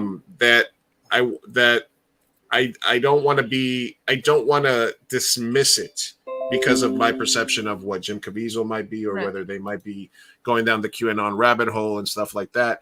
And I saw your initial thoughts on it, and it seemed like you were being very genuine in it. And I was like, wow, maybe I'm dismissing this. Maybe, I should take a look at this film for its merits and not immediately judge it, So I wanted to ask you about it, obviously. Because listen, if you have a good storyline and a good score, I cry and get teared up a lot at movies. You know, you give me That's what emotion. a good movie does, right? You give me. But I love film. I love film, and I love that you can sit somewhere in the dark and it can bring out all these emotions that make you want to be a better person, make you want to change, give you a different perspective on something. A documentary can. You can be a different person after watching a 90-minute documentary because it's something that you didn't know about. So I want to be open to it. Well, and Luis, you said something earlier. It's like, you know, this should not be a left or right issue. Absolutely. In regards to what we're talking about. The stats that they put up at the end devastated me. Yeah. Very scary of what's going on here in the States with that. And they were very politely dancing away from that in the story. It was more like, you know, this is happening. We're going to focus on one thing.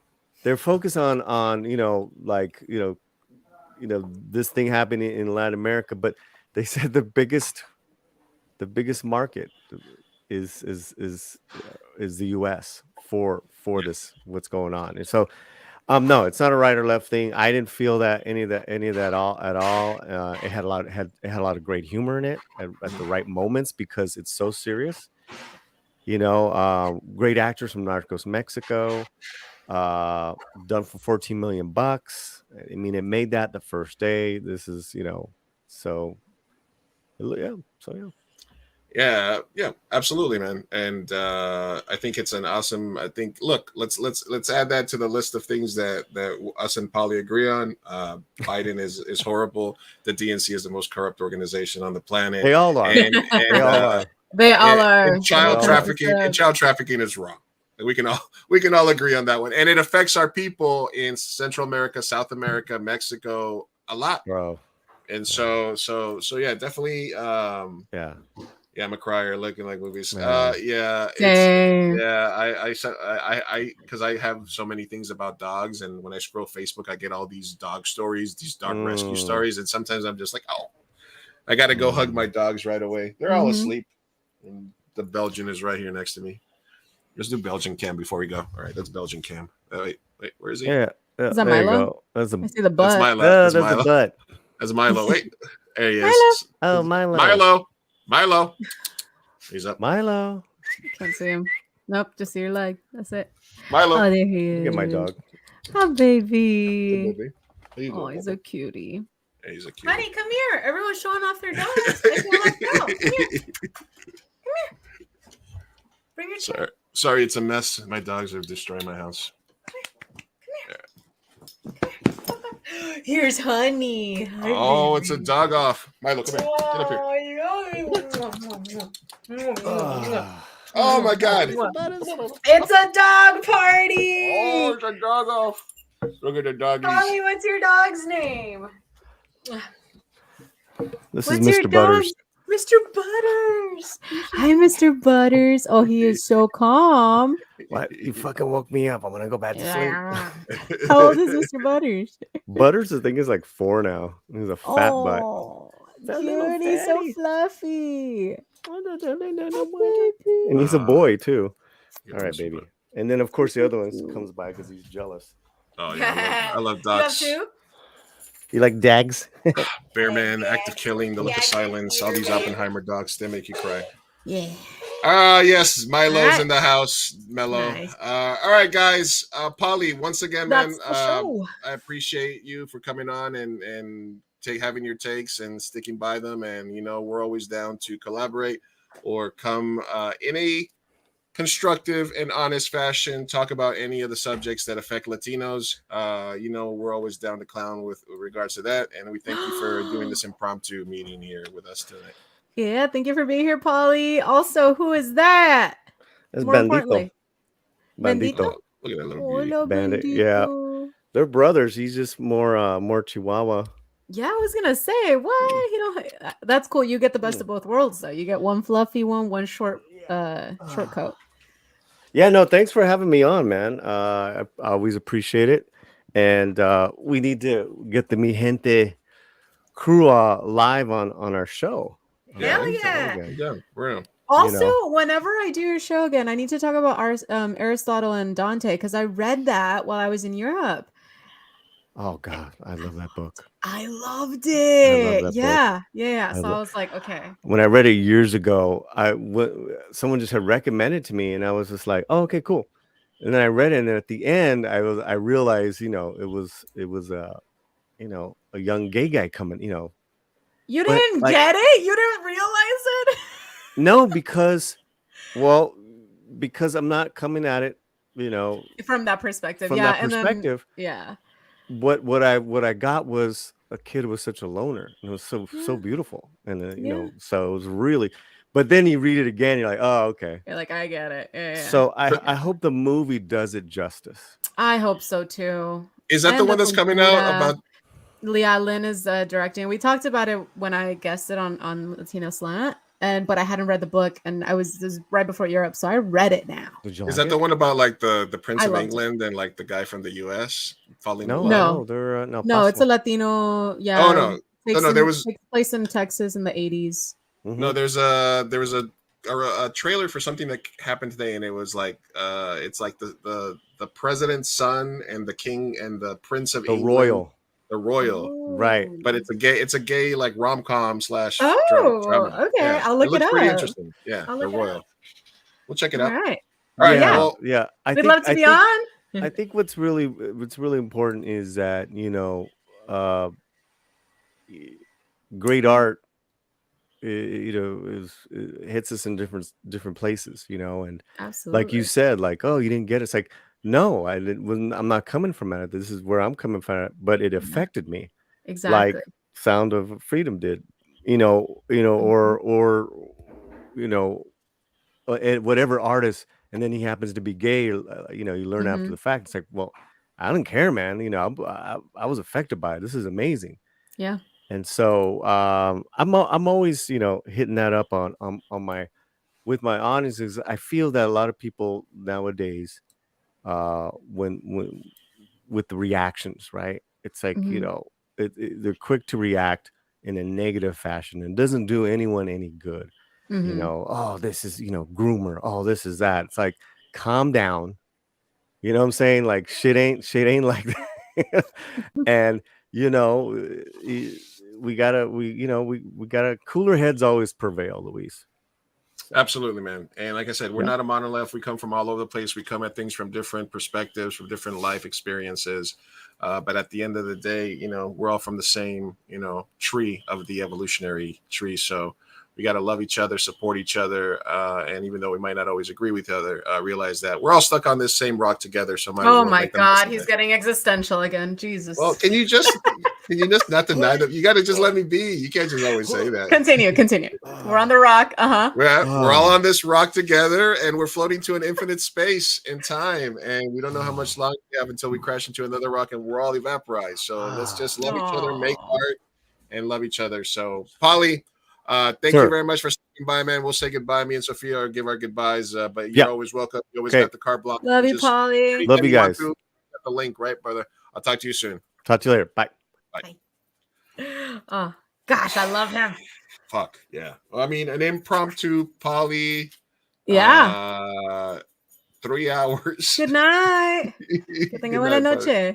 Hey, DB, thank you for stopping by. Thank you, DB. It's Courtney. Thank you very much for stopping by. Really good commentary in the chat. Love him. Dizzy, Miss Lizzie. Mello, Lizzie, Mello. Keith, and anybody that I love you. missed. Thank you guys for being a part of the show tonight. Planet Earth Theater. There's a bunch of people randomly, allegedly, but also really. Thanks for stopping by. Everybody that's in there. Thank you. Fuck. It was a great show tonight. You guys have Jam-packed with stuff. It was first time viewer, you guys have great conversational topics. Enjoy the show. Thank you. Oh, I appreciate thank it. Man. you. Wow. Give us a follow at Mi Gente Show. Give us a sub. We're live either Tuesday or Thursdays every night. And you can catch the audio version of our podcast by searching for Mi Gente Show literally everywhere you get music and podcasts. So hell yeah. Thank you very much for everybody that stopped by. Lizzie, we got to have you on soon to talk pop culture.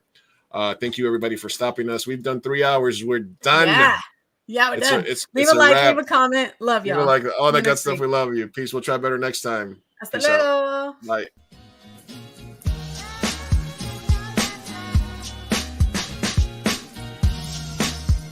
Bye. Vamos, papá, hay que irnos. Me estoy aguantando desde que pusieron el domo. Puedes esperar. Muchas personas trabajaron en esta película y solo quieren que te aprendas sus nombres de memoria. Y yo quiero asegurarme de que ningún animal resultó lesionado durante la filmación de esta película. ¡Listo! ¡Uy, palomitas en el suelo! Oh. Espera, parece que Maggie tiene algo que decir. No es su primera palabra. Espera.